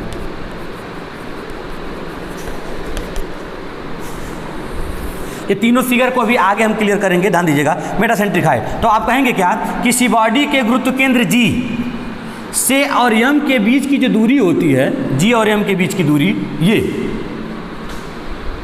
ये उसी को हम लोग कहते हैं मेटा सेंट्रिक हाइट, अर्थात इसको लिखते हैं GM से, यानी GM को ही मेटा सेंट्रिक हाइट कहेंगे। क्या देखेंगे, इतना मिलेगा, यहाँ पे ये मिलेगा, यहाँ पे 0 भी हो जाएगा, तो इसका मान माइनस भी हो सकता है, प्लस भी हो सकता है, 0 हो सकता है, कैसे निकलता है अभी बता देंगे। लेकिन फिलहाल आपसे कोई पूछे कि मेटा सेंटर क्या है, तो आप कहेंगे किसी भी बॉडी का वही इमेजिनरी पॉइंट जिसके परितः वो दोलन करता है, तैरती हुई वस्तु का, उसे मेटा सेंटर कहते हैं। और किसी उसी पिंड के गुरुत्व केंद्र से और मेटा सेंटर के बीच की दूरी जो होती है GM, उसे हम लोग कहते हैं मेटा सेंट्रिक हाइट, आप लोग केंद्रीय ऊंचाई GM से लिखते हैं। इसका फार्मूला क्या बनेगा बेटा GM का, तो बताइए यहाँ क्या है B, तो B से M, BM में से BG माइनस कर दे, यानी BM और माइनस BG, यानी BM माइनस BG कर दें तो आपका यहाँ निकल जाएगा क्या, GM। और जब BM का मान हम लोग प्रूव करते हैं तो ये आता है आपका I/V, I/V और माइनस BG।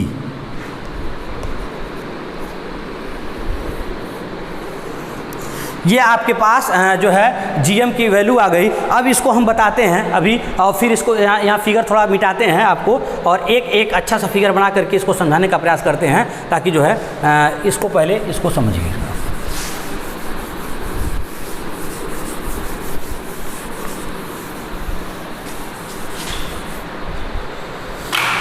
एक बड़ा सा फिगर बनाते हैं, ध्यान दीजिए।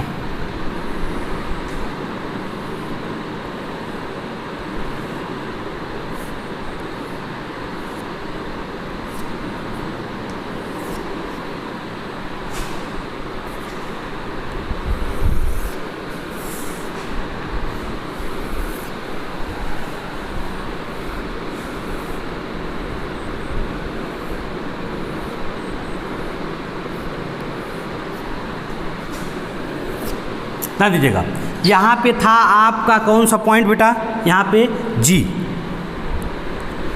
और यही जब यहाँ गया है तो यही G है, और यहाँ था आपका क्या B, तो यहाँ कोई मेटा सेंटर नहीं था, तो ये B यहाँ है। लेकिन जब ये डिस्प्लेस्ड हो गया तो B यहाँ भी हो सकता है, इसके पहले कहीं भी हो सकता है। तो सपोज कर लीजिए यहाँ है B1, यहाँ काम करेगा W, यहाँ काम करेगा एफ बी, इसका डायरेक्शन ऊपर की तरफ, ये यहीं पे कट किया, इसी पॉइंट को यम कहेंगे। तो अब बताइए 3 पॉइंट देखिएगा, एक बी, एक जी और एक यम। तो अब अभी पूछे मेटासेंट्रिक हाइट, तो मेटासेंट्रिक हाइट क्या है? G M. यहाँ देखिए जी एम, इसका मान कैसे मिला? बी एम माइनस बी जी।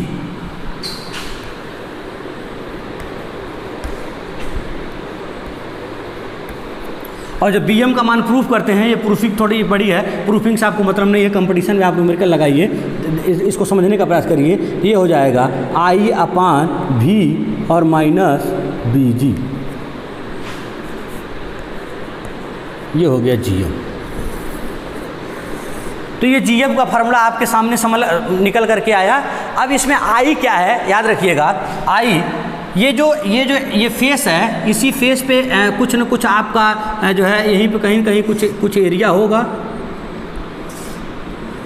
ये यानी जो सरफेस, याद रखिएगा, जो सरफेस है बॉडी का, जो सरफेस पानी के सरफेस के संपर्क में है, उसी सरफेस का हम लोग मोमेंट ऑफ इनर्शिया लेते हैं। कौन सा moment of inertia? Least moment of inertia.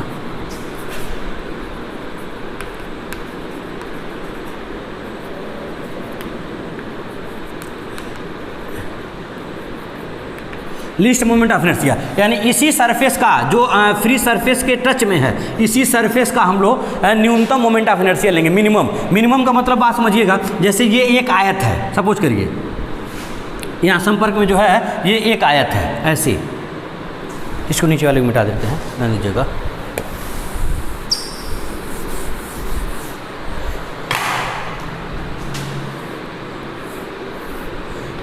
यानी ये वाला जो है ये सरफेस एक आयत है, तो इस आयत में एक पार्ट बड़ा होगा लंबाई और ये छोटा होगा चौड़ाई।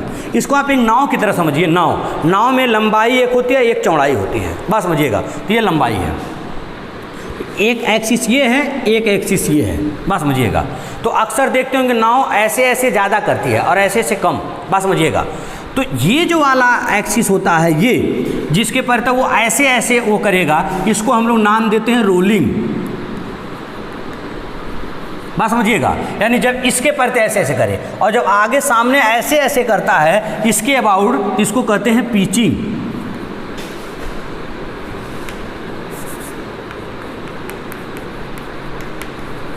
इसको कहते हैं पिचिंग और ये क्या है आपका रोलिंग। तो जब आपका ये नाव है, नाव की लंबाई के परिधि ऐसे ऐसे करता है, याद रखिएगा, तो उसको रोलिंग कहते हैं, ऐसे रोल कर रहा है। और जब आप चौड़ाई के परिधि ऐसे ऐसे करता है तो उसको हम नाम देते हैं पिचिंग। तो अब बताइए जब आप इसके अबाउट मोमेंट ऑफ इनर्शिया निकालेंगे, इसके अबाउट, तो बताइए कितना मिलेगा।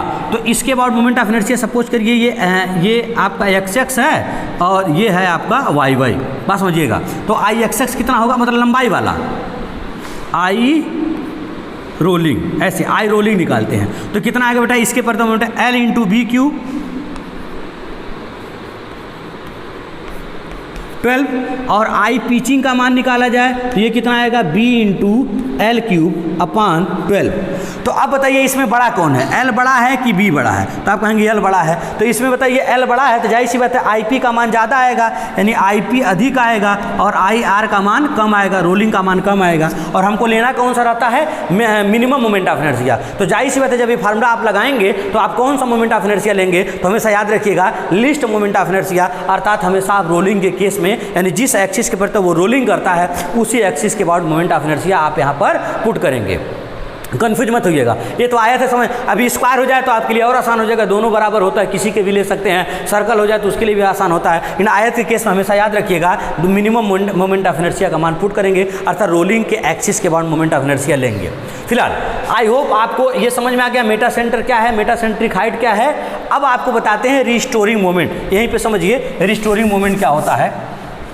कहेंगे क्या, जब इसको डिस्टर्ब करते हैं, यानी यहाँ पर कुछ मोमेंट बाहर से मोमेंट लगाते हैं, इसको जो किसी एंगल ऑफ हिल पर, सपोज करिए ये थीटा है, इसी थीटा को एंगल ऑफ हिल कहते हैं, किसी थीटा पर इसको जो हल्का सा टिल्ट करते हैं तो डब्लू और एफ बी दोनों एक कपल बनाते हैं। तो इस भार और उत्प्लावन बल के जो दोनों कपल बनाते हैं, इन्हीं के मोमेंट को, यानी डब्ल्यू और एफ बी कपल के मोमेंट को ही हम लोग कहते हैं रिस्टोरिंग मोमेंट। अर्थात रिस्टोरिंग मोमेंट का फार्मूला क्या आ गया बेटा यहाँ पर,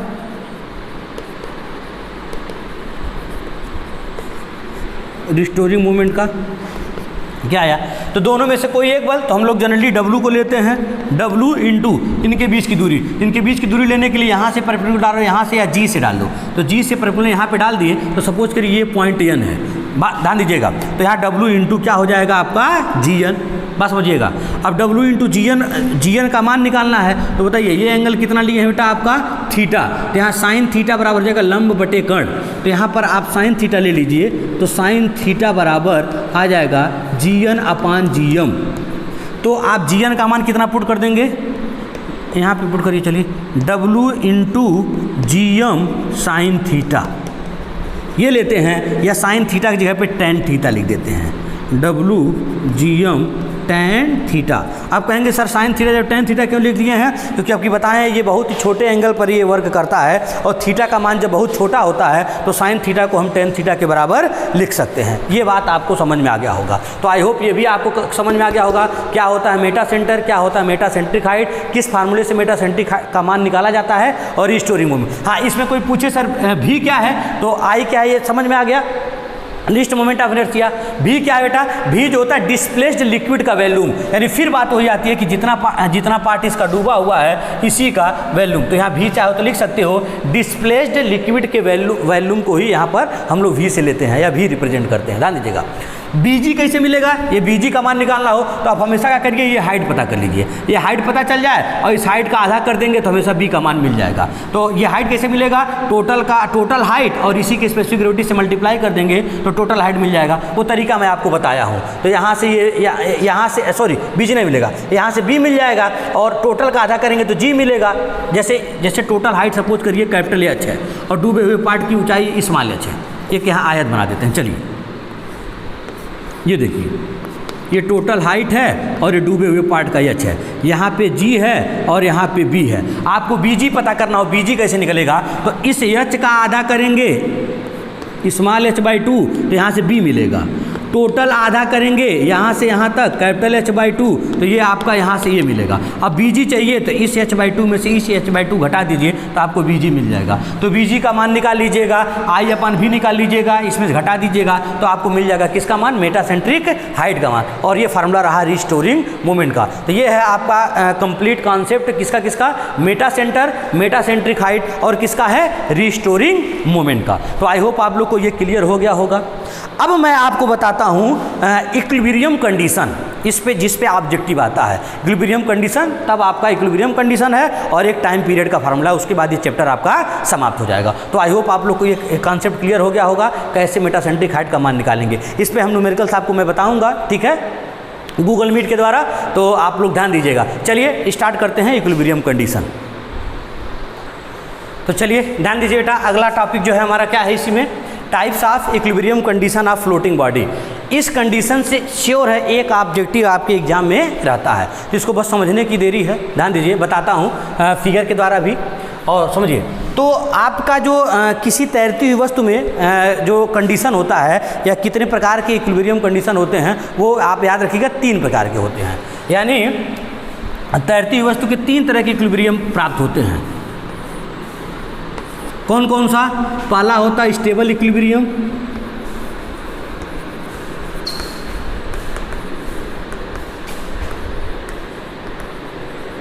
अस्थाई संतुलन जिसको बोलते हैं,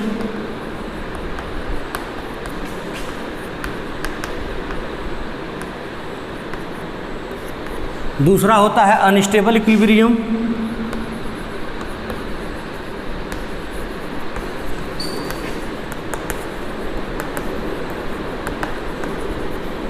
अस्थाई संतुलन,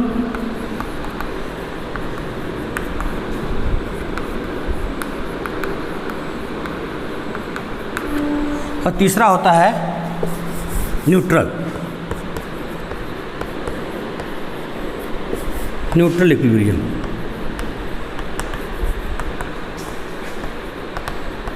या इसी को लिमिटिंग इक्विलिब्रियम भी कहते हैं।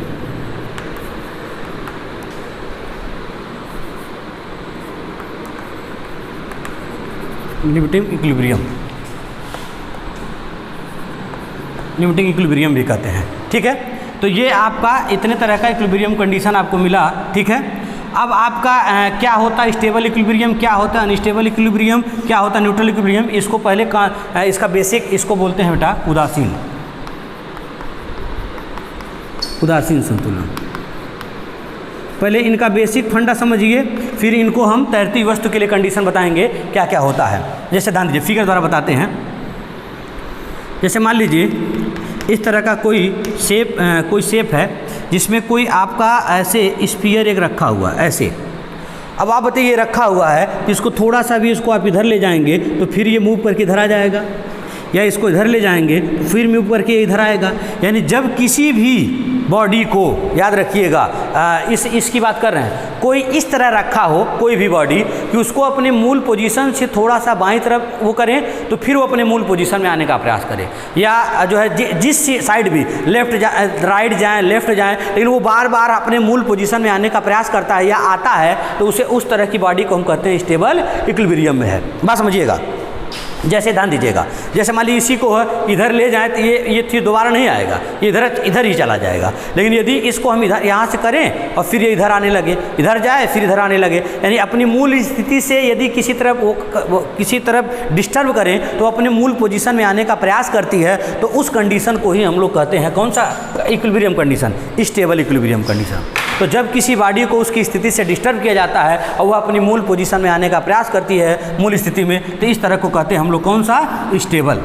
लेकिन जस्ट यहीं ऐसे रखा होता, किसी तरह इसको यहाँ पे रोक देते हैं, किसी तरह इसको ऐसे रुका हुआ है। अब बताइए बेटा, इसको यहाँ से वो कर देंगे, ये क्या वापस आने का प्रयास करेगा? नहीं, बल्कि ये इधर और चलता चला जाएगा। तो ये इस तरह की स्थिति को हम क्या कहते हैं? अनस्टेबल। अर्थात ये होता है कि जब किसी भी बॉडी को कहीं किसी पोजीशन में रोक दिया जाए और उसको बाईं तरफ या दाईं तरफ उसको डिस्टर्ब करें, तो जिधर डिस्टर्ब करें वो उधर ही चलता चला जाए, अपनी मूल स्थिति में आने का प्रयास नहीं करता है, तो उसे हम लोग नाम देते हैं क्या? Unstable equilibrium. जैसे ये आपको दिख रहा है, जैसे कभी कभी देखते होंगे कोई पेंसिल है या कोई पेन है, आप ऐसे रोक देते हो, रोक तो देते हो, लेकिन थोड़ा सा भी किधर भी अनबैलेंस होता है तो उधर ही गिर जाता है, वापस नहीं आता है। यानी वो रोक तो दिए थे, लेकिन किस इक्विलिब्रियम में था? अनस्टेबल में था। लेकिन कहीं कोई बॉडी है, आप रोके हुए हो और उसको इधर खसकाए तो फिर इधर आ गया, इधर खसकाए फिर इधर आ गया, यानी मूल स्थिति में आने का प्रयास करता है, तो उसे स्टेबल कहते हैं। और जिधर खसकाते उधर ही चलता चला जाता है, तो वो होता है क्या? अनस्टेबल। अब बात आती है न्यूट्रल की। न्यूट्रल की जब बात करते हैं बेटा, जैसे ये बॉडी है इस तरह की, ध्यान दीजिएगा, ये यहाँ पे ऐसे रखी हुई है, इसको यहाँ पे रखी हुई है, इसको यहाँ से फोर्स लगा के इस स्थिति ए से आप बी पे ले जाते हो, तो ये बी पे रुक जाती है, न तो इधर आने का प्रयास करती है न तो आगे जाने का प्रयास करती है, मतलब जहाँ खसकाते वही रुक जाती है। तो हम कहते हैं उसका जो इक्विलिब्रियम कंडीशन है वो है न्यूट्रल इक्विलिब्रियम कंडीशन। तो आप ये फिगर द्वारा आपको समझ में आ गया होगा कि बॉडी किस तरह हो तो उसे हम स्टेबल करेंगे, और किस तरह हो तो अनस्टेबल कहेंगे, और किस तरह हो तो न्यूट्रल कहेंगे। ये कॉन्सेप्ट। अब इसी को लेकर के हम लोग किसी फ्लोटिंग बॉडी का ये देखेंगे कि कब वो स्टेबल में होगा, कब वो अनस्टेबल में होगा, कब वो न्यूट्रल में होगा, या स्टेबल में होगा तो उसका क्या कंडीशन होता है, इसके बारे में हम फिगर द्वारा बताते हैं। ध्यान से देखेंगे तो समझ में आ जाएगा और ऑब्जेक्टिव भी आपका हो जाएगा। ध्यान दीजिए, समझिए।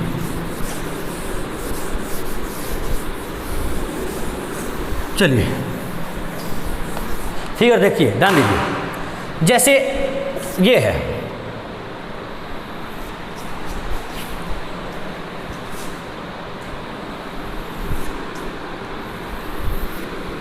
फिर पूरा बनाते हैं, ध्यान दीजिए।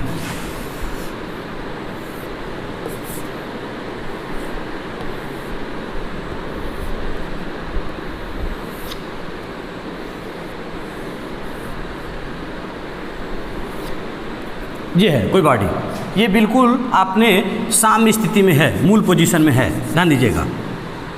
तो मूल पोजीशन में है बेटा, तो इसका एक ऐसा पॉइंट होगा जहाँ पर इसका टोटल वेट काम करेगा, इसको बोलते हैं सेंटर ऑफ ग्रेविटी जी, और यहाँ काम करेगा क्या? डब्लू। और एक ऐसा पॉइंट होगा जहाँ पे क्या काम करेगा? F V. ये है सेंटर ऑफ बायंसी, ये है सेंटर ऑफ ग्रेविटी।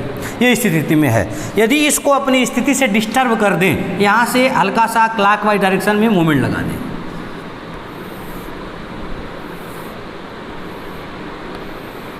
तो जब इसको मूवमेंट लगाते हैं बेटा तो इसके 3 स्थितियाँ आती हैं। एक स्टेबल हो सकता है, एक अनस्टेबल। अब ये ऐसे है तो कब कैसे पता चलेगा स्टेबल है, कैसे पता चलेगा अनस्टेबल है, कैसे पता चलेगा न्यूट्रल है? इसके 3 फिगर मैं आपको बताता हूँ, ध्यान से देखिएगा।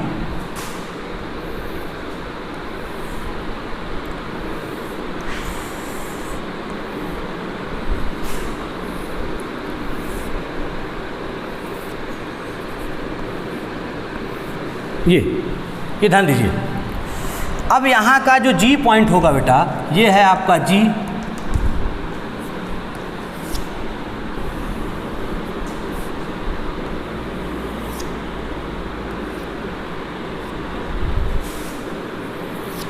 ध्यान दीजिएगा, ये होगा आपका G, ये G है।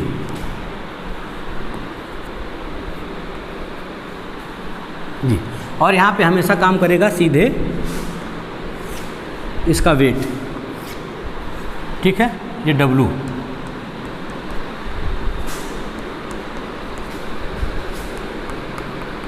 बस समझिएगा।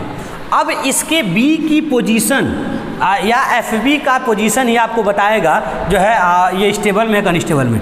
जब आप इतना इसको मूवमेंट क्लॉकवाइज या किसी डायरेक्शन में आप इसको लगा देते हो कि इसका जो B है इस स्थिति में खिसक जाता है कि इसका मेटा सेंटर G से ऊपर चला जाए या G से नीचे हो, तो हो सकता है ये B जो है, B तो यहीं पे है, लेकिन ये जो है आपका B पॉइंट ये कुछ यहाँ आ गया, B1, तो यहाँ जाके कट करेगा। और यदि ये B जो है आपका, ये B1 बेटा,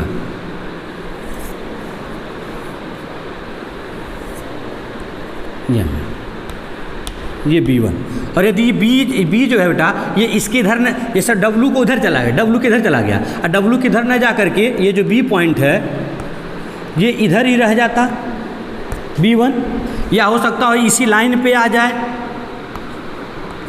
इसी लाइन पे आ जाए B1, यानी FB आपका इसी पे कट करता है, और यहाँ FB आ जाए और यहाँ पे कहीं कट कर दे, ये M है। आपको बताया है कि जहाँ कट करेगा वो M है। तो आप देखेंगे क्या, जब ये आपका मूवमेंट आप लगाए हैं, इसको डिस्टर्ब किए हैं क्लॉकवाइज डायरेक्शन में, तो ये FB इस तरह ये सेट हो गया है कि W और FB, ये W है, ये दोनों मिल करके एक मोमेंट जनरेट कर रहे हैं जिसका डायरेक्शन एंटी क्लॉकवाइज होगा। तो जब हम लगा रहे हैं क्लॉकवाइज और ये दोनों मिल करके एक ऐसा कपल जनरेट कर रहे हैं जो बॉडी को एंटी क्लॉकवाइज ले जाने का प्रयास कर रहे हैं, मतलब इस स्थिति में, ये पहली वाली स्थिति में ये मूल पोजीशन में आने का प्रयास कर रही है। और इसी दशा को जब हम बताए थे कि जब कहीं किसी कंडीशन में डिस्टर्ब कर देते हैं और अपनी मूल स्थिति में आने का प्रयास करता है तो उसे ही हम नाम देते हैं क्या, स्टेबल इक्विलिब्रियम। यहाँ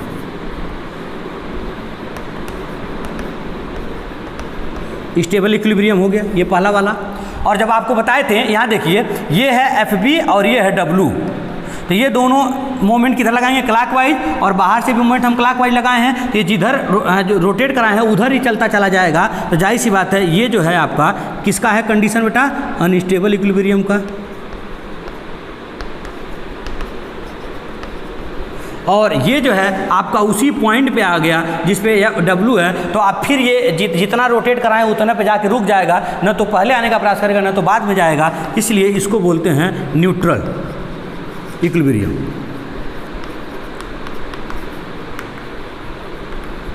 ठीक है, तो ये 3 स्थिति आई होप आपको समझ में आ गई होंगी। अब इन तीनों का ऑब्जेक्टिव क्या पूछता है, ध्यान दीजिएगा।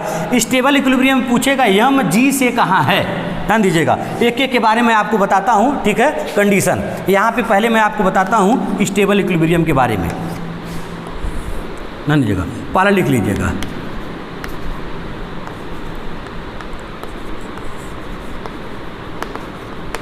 स्टेबल इक्विलिब्रियम लिख करके कंडीशन लिख लीजिएगा। पहला कंडीशन बताइए, M कहाँ होता है, G से ऊपर, ये बात याद रखेंगे। और दूसरा B कहाँ होता है, G से नीचे, यानी बी हमेशा जी से नीचे, यम इस स्थिति में, किस स्थिति में, स्टेबल इक्विलिब्रियम में। यही क्वेश्चन आपसे पूछता है, बताइए कोई पिंड स्टेबल में हो तो यम जी से कहाँ होगा, ऊपर होगा कि नीचे होगा, तो आप लिखेंगे यम हमेशा जी से ऊपर होगा और बी जी से नीचे होगा। और तीसरा आपको बताए थे मेटासेंट्रिक हाइट का मान निकालना, जीएम, तो जीएम बराबर क्या था बेटा, बीएम माइनस बीजी। तो आप बताइए यहाँ पूछता है बीएम बड़ा है कि बीजी, तो यहाँ से यहाँ तक बीएम है और ये बीजी है, तो जाहिर सी बात है यहाँ पर बीएम का मान बड़ा होगा किससे, बीजी से। और जब बीएम बड़ा होगा बीजी से, तो अब बताइए जीएम का मान प्लस आएगा कि ये बड़ा है ये छोटा है, तो जीएम का मान क्या आएगा, पॉजिटिव आएगा। तो ये कंडीशन भी आपको इसलिए जानना जरूरी है, कभी कभी कहता है न्यूमेरिकल दे करके कि मेटासेंट्रिक हाइट फाइंड करो, और मेटासेंट्रिक हाइट निकाल कर ये बताओ कि वह बॉडी स्टेबल में है, अनस्टेबल में है कि किस में है। तो आप जीएम का मान निकालें और आपका प्लस आ गया, तो जाहिर सी बात है वो स्टेबल में होगा। और इसी के विपरीत यदि दूसरा हम आपको कंडीशन बताएं अनस्टेबल का, यहाँ पर ये देखिए, यहाँ पर दूसरा अनस्टेबल इक्विलिब्रियम, देखिए इसमें पहला पॉइंट क्या लिखेंगे, उसी तरह यम कहाँ होगा, जी से। अब देख रहे हैं इसमें यम जी से कहाँ होगा, नीचे होता है, यम जी से नीचे, फिगर ध्यान से समझ लीजिएगा। और दूसरा पूछा है बी जी से कहाँ होगा, तो बी हमेशा नीचे होगा, इसमें भी बी जी से नीचे होगा, नीचे होगा। तीसरा पूछा जाए बीएम बड़ा है कि बीजी, अब बताइए ये बीएम है, हाई बीजी है, तो जाहिर सी बात है यहाँ बीएम कम पड़ गया, यानी छोटा है किससे, बीजी से। और चौथा आप देखिए बीएम यदि छोटा है तो जीएम का मान किस में आएगा बेटा, ये आएगा आपका माइनस में। तो उसी तरह जब जीएम माइनस में आ जाए तो याद रखिएगा अनस्टेबल होता है, या अनस्टेबल की दशा में जीएम माइनस में होता है। अब हम आपको तीसरा कंडीशन बता देते हैं इसका, तीसरा यहीं पर लिख लीजिएगा, तीसरा इस तरह। तो तीसरा में पहला बताइए m कहाँ होगा, m g पर ही होता है, m g पर कौन साइड करता है, m g पर ही होता है, m तथा g एक ही पॉइंट पर होता है, ऐसे लिख देते हैं, एक ही पॉइंट पर होते हैं। जब एक ही पॉइंट पर होगा बेटा, और दूसरा अब बताइए बी जी से नीचे, एम क्या होगा, और बी तो हमेशा जी से नीचे ही होगा, देखिए बी हमेशा जी से नीचे होगा, बी जी से नीचे होगा। बी एम बनाइए, बी एम बी जी के बराबर हो जाएगा, और चौथा जीएम का मान कितना हो जाएगा, वो जीरो हो जाएगा। यानी कहीं लिमिटिंग कंडीशन में न्यूमेरिकल दे दे तो आप जीएम बराबर जीरो लगा के ही न्यूमेरिकल लगाएंगे, या जीएम का मान जीरो आ गया तो हम कहेंगे वो बॉडी जो होती है आपका न्यूट्रल में होती है या लिमिटिंग कंडीशन में होती है। तो आई होप आपको ये तीनों कंडीशन समझ में आया। लेकिन ये तीनों किसका है, फ्लोटिंग बॉडी का, किसी सबमर्ज बॉडी का नहीं। जब वो बॉडी डूबी हुई होती है तो उसकी थोड़ी सी कहानी आपकी अलग होती है। तो ये आप ऐसे फिगर बना लीजिएगा और डिफिनीशन आप लिख लीजिएगा, तो ये आपको समझ में आ जाएगा कि क्या है आपका इक्विलिब्रियम कंडीशन। तो आई होप ये समझ में आ गया होगा। अब हम आपको बताते हैं कोई सबमर्ज बॉडी होगी तो उसमें आपसे पूछता है बी और जी का वो कि बी जी से कहाँ होगा, तो आप लोग देखे होंगे हमेशा बी जी से नीचे होगा। लेकिन सबमर्ज में एक छोटा सा कॉन्सेप्ट होता है, थोड़ा सा ऊपर चला जाता है, क्यों कैसे होता है उसके बारे में आपको बताता हूँ। तो चलिए अगला कंडीशन है type of equilibrium condition in submerge body. ठीक है, चलिए ध्यान दीजिए कि जब कोई बॉडी सबमर्ज होगा तो उसका इक्विलिब्रियम कंडीशन क्या क्या होगा इसके बारे में ध्यान दीजिए। आपसे इतना पूछता है कि बी और जी की पोजीशन कहाँ होगी, इसमें एम की कोई बात नहीं होगी, केवल बी और जी की बात होगी। तो यहाँ पर आपका वो जो बॉडी है वो पूरी तरह सबमर्ज होगा, ध्यान दीजिएगा। तो कोई बॉडी आपका, यहाँ ध्यान दीजिए,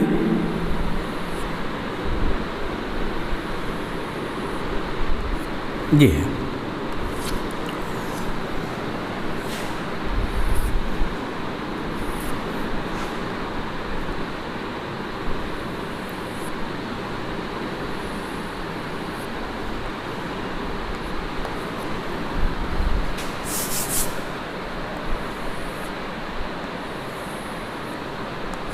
ये है, ये सीधे होगा।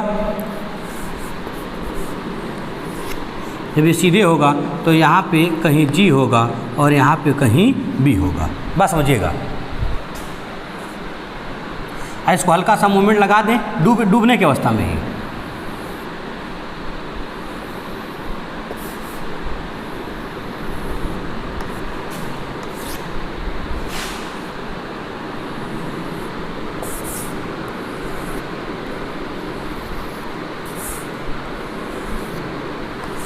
डूबने की अवस्था में है, तो आप पाएंगे क्या, इक्विलिब्रियम कब होगा, जब मूल स्थिति में आने का प्रयास करें। तो जब ये ऐसे कर देंगे तो यदि आपका ये जी यहाँ रहे और बी सपोज करिए नीचे रहे, तो बताइए ये कहाँ काम करेगा, नीचे की तरफ, और ये कहाँ काम करेगा, ऊपर की तरफ। और आप किधर मोमेंट लगाए हैं, क्लॉकवाइज। और अब बताइए इनका मोमेंट का डायरेक्शन किधर है, ये भी किधर है, क्लॉकवाइज है। तो अब देखिए जब ये डूबा होगा और जी ऊपर होगा किससे, बी से, तो ये जिधर मोमेंट लगाएंगे उधर ही चला जाएगा। अर्थात यह जो कंडीशन होगा वो किसका होगा बेटा, अनस्टेबल का। तो कोई पूछे अनस्टेबल में इतना पूछता है बी और जी की पोजीशन, याद रखिएगा अनस्टेबल में हमेशा बी नीचे होगा, बी जी से नीचे होगा। लेकिन यदि यहीं पे हम बी को ऊपर कर दें और जी को नीचे कर दें, तो अब बताइए इसको क्लॉकवाइज दिशा में ले जाएं, तो ये डब्ल्यू यहाँ काम करेगा और एफ बी यहाँ काम करेगा। तो अब बताइए ये इसको टिल्ट करा रहे हैं क्लॉकवाइज, और इनका जो मोमेंट बन रहा है वो किधर, एंटी क्लॉकवाइज। जाहिर सी बात है मूल स्थिति में आने का प्रयास करेगा, तो ये जो कंडीशन होता है वो किसका होता है, स्टेबल का। और जब दोनों एक ही पॉइंट पे हो जाएंगे बी और जी, बोलिए, तो यहीं पे आपका डब्ल्यू भी होगा और यहीं पे आपका एफ भी होगा। तो ये जहाँ पे छोड़ेंगे टिल्ट करके वहीं पे ये रुक जाएगा। तो ये कंडीशन जो होता है वो न्यूट्रल, बोलिए। तो याद रखिएगा ये किसका होगा, न्यूट्रल का होगा। तो अब ये पूछ लिया जाए कि बताइए अनस्टेबल में कहाँ होता है, तो अनस्टेबल में बी हमेशा जी से नीचे होगा, और ये स्टेबल में क्या होगा, स्टेबल में बी ऊपर होता है। यही कभी कभी पूछ देता है, क्योंकि आप देखे हैं जो फ्लोटिंग बॉडी होती है उसमें बी हमेशा नीचे था, चाहे वो स्टेबल हो, चाहे वो अनस्टेबल हो, चाहे वो न्यूट्रल हो। लेकिन जब ये सबमर्ज बॉडी होती है तो उसमें बी की पोजीशन चेंज होती है। क्या, बी की पोजीशन जो होती है बेटा वो अनस्टेबल में नीचे होती है, स्टेबल में जी से ऊपर चला जाता है, और न्यूट्रल कंडीशन में बी और जी दोनों एक ही पॉइंट पर होते हैं। तो आई होप आपको ये तीनों कंडीशन समझ में आ गया होगा, इसको भी नोट कर लीजिएगा, ये ऑब्जेक्टिव के रूप में पूछता है। आप कहेंगे सर कि ये जी नीचे कैसे चला गया, अक्सर तो हमेशा बी होगा, तो इसका भी छोटा सा कॉन्सेप्ट मैं आपको बता दे रहा हूँ। ये जी और बी ऊपर ले जाने के लिए करते क्या हैं, जैसे कोई नाव है और हमको लगता है कि जी हमेशा ऊपर होगा और बी हमेशा नीचे होगा, तो हम क्या करते हैं, नीचे भारी धातु जो है नीचे जो है उसका वेट बढ़ा दे, कुछ भारी धातु बांध दे। तो नीचे जब उसका वेट हम बढ़ा देंगे बेटा, तो जाहिर सी बात है जो उसका सेंटर ऑफ ग्रेविटी होगा वो कहाँ चला आएगा, नीचे, और बी तो अपने पोजीशन में ही होगा, तो जी हमेशा नीचे चलाता है। तो ऊपर और नीचे भारी वस्तु को घटा बढ़ा करके ही हम जी की पोजीशन को क्या कर सकते हैं, चेंज कर सकते हैं। वो सबमरीन में जो है यही कंडीशन लगाया जाता है, नीचे के पार्ट काफ़ी भारी बनाया जाता है ताकि उसका जी जो है काफ़ी नीचे आ जाए, बात समझिएगा, और वो हमेशा किस कंडीशन में रहे, स्टेबल में रहे। ठीक है, ये बहुत ज़्यादा वरीयत नहीं, जेई में इतना ऑब्जेक्टिव के कॉन्सेप्ट के लिए क्लियर है, बाकी न्यूमेरिकल आपका उसी पे आएगा। तो आई होप आप लोग को ये क्लियर हो गया होगा। अब एक छोटा सा आपका ये पूछता है, ध्यान दीजिएगा, फ्लोटिंग बॉडी में टाइम पीरियड का फार्मूला क्या होता है, टाइम पीरियड, ठीक है, टाइम पीरियड का फार्मूला क्या होता है, याद रखिएगा। यानी किसी तैरती हुई वस्तु में, ये तैरती हुई वस्तु का, इसका नहीं, तैरती वस्तु के टाइम पीरियड का फार्मूला आपसे कब पूछ लेता है, दोलन काल का, ये ऑब्जेक्टिव में बता देते हैं। दोलन काल का ये होता है टी बराबर 2 पाई अंडरवुड के स्क्वायर अपान जी इंटू जी एम, जी इंटू जी एम, ये आपका फार्मूला होता है दोलन काल का। इसको ऐसे भी लिख सकते हैं क्योंकि ये रूट है, तो 2 पाई के अपान अंडरवुड जी इंटू जी एम, ये फार्मूला है। तो हम यहाँ लिख सकते हैं कि टी जो होता है वो इन्वर्सली प्रोपोर्शनल होता है रूट जी एम के। ये सूत्र कभी कभी आपसे पूछ देता है। और जी एम क्या है, तो आपको बताया था जी एम जो होता है वो मेटासेंट्रिक हाइट है। जी एम क्या है, मेटासेंट्रिक हाइट, बात समझिएगा। और के क्या है बेटा, के जो है आपका वो radius, minimum radius of gyration, radius of gyration, ठीक है, ये होगा आई अपान एरिया अंडरवुड। ठीक है। और ये इसके बारे में तो मैं आपको बताया हूँ, कौन सा आई होगा वो आई हम बता दिए हैं आपको पीछे, उसी आई में क्रॉस सेक्शन एरिया से डिवाइड कर देंगे तो मिल जाएगा। ये टाइम पीरियड का फार्मूला है और ये आपका हो गया इक्विलिब्रियम कंडीशन, ठीक है। अब एक छोटा सा लास्ट फार्मूला बचा है इसका मेटासेंट्रिक हाइट का। एक्सपेरिमेंटल फार्मूला क्या होता है ये कभी कभी ऑब्जेक्टिव में किसी दिया है, बाकी उसकी ज़रूरत है नहीं, लेकिन जब इतनी बात आ गई तो थोड़ा सा और बचा, उसको बता करके ये लेक्चर जो है समाप्त करते हैं और हाइड्रोस्टैटिक पार्ट आपका पूरी तरह समाप्त हो गया। तो आई होप इसको नोट कर लीजिएगा, ये फार्मूला आप याद कर लीजिएगा, इसकी प्रूफिंग के चक्कर में मत पड़िए। हाँ, यहाँ से क्वेश्चन पूछ देता है कि यदि किसी तैरती हुई वस्तु का जीएम बढ़ा दिया जाए, यानी ज़्यादा से ज़्यादा इसका मेटासेंट्रिक हाइट रखा जाए तो टी पे क्या प्रभाव पड़ेगा। तो जीएम जितना ज़्यादा होगा टी उतना कम होगा, यानी जितना ज़्यादा मेटासेंट्रिक हाइट होगा दोलन काल उतना कम होगा, यानी जल्दी जल्दी वो आपका दोलन करेगा, नाव जो होता है वो अनस्टेबल हो जाएगा, जल्दी जल्दी दोलन करेगा, मतलब जो है वो आपका जल्दी जल्दी दोलन करेगा तो उसमें गिरने का चांस ज़्यादा रहेगा। और जब जीएम का मान कम रखते हैं तो उस समय क्या होगा, टी का मान क्या हो जाएगा, बढ़ जाएगा। दोलन काल बढ़ने का मतलब है इसको यहाँ से यहाँ आने में काफ़ी समय लेता है, तो आराम से करेगा, ठीक है। और आवृत्ति पूछते फ्रीक्वेंसी, तो फ्रीक्वेंसी पढ़े होंगे, दोलन काल का उल्टा होता है, यानी जीएम बढ़ेगा तो आवृत्ति बढ़ेगी, जीएम घटेगा तो आवृत्ति घटेगी। ये बात आप याद रखिएगा। बाकी वो 9th 10th 11th का वो कॉन्सेप्ट है, उसको याद रखिएगा, ठीक है। फार्मूला हमने बता दिया। अब लास्ट फार्मूला बचा हुआ है उसका, वो मैं बता करके एक्सपेरिमेंटल फार्मूला क्या होता है जीएम का, उसको बता करके ये चैप्टर फिनिश करते हैं। तो ध्यान दीजिए,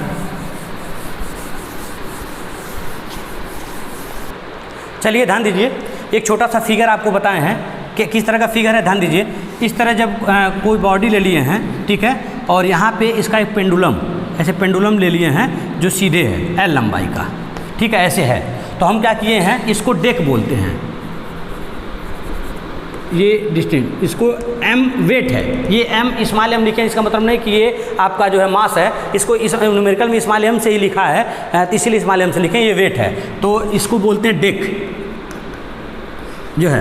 अर्थात हम क्या किए हैं, यहीं पे एक भार को ऐसे लुढ़काए हैं यहाँ से यहाँ तक, तो जब लुढ़काएंगे ये तो इधर ऐसे झुकाए मोमेंट लगाएगा m/d का, और जो रिस्टोरिंग मोमेंट होगा उसको वापस लाने का प्रयास करेगा। तो equilibrium condition, in equilibrium condition क्या होगा आपका, रिस्टोरिंग मोमेंट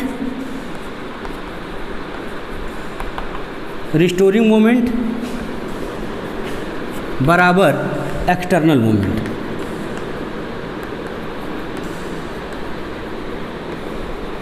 यानी जो एक्सटर्नल मोमेंट होगा वो m/d हो जाएगा, और रिस्टोरिंग मोमेंट का फॉर्मूला आप पढ़े हो, कितना पढ़े हो, W/gm tan थीटा, ये आप फार्मूला डायरेक्ट लगा दीजिएगा।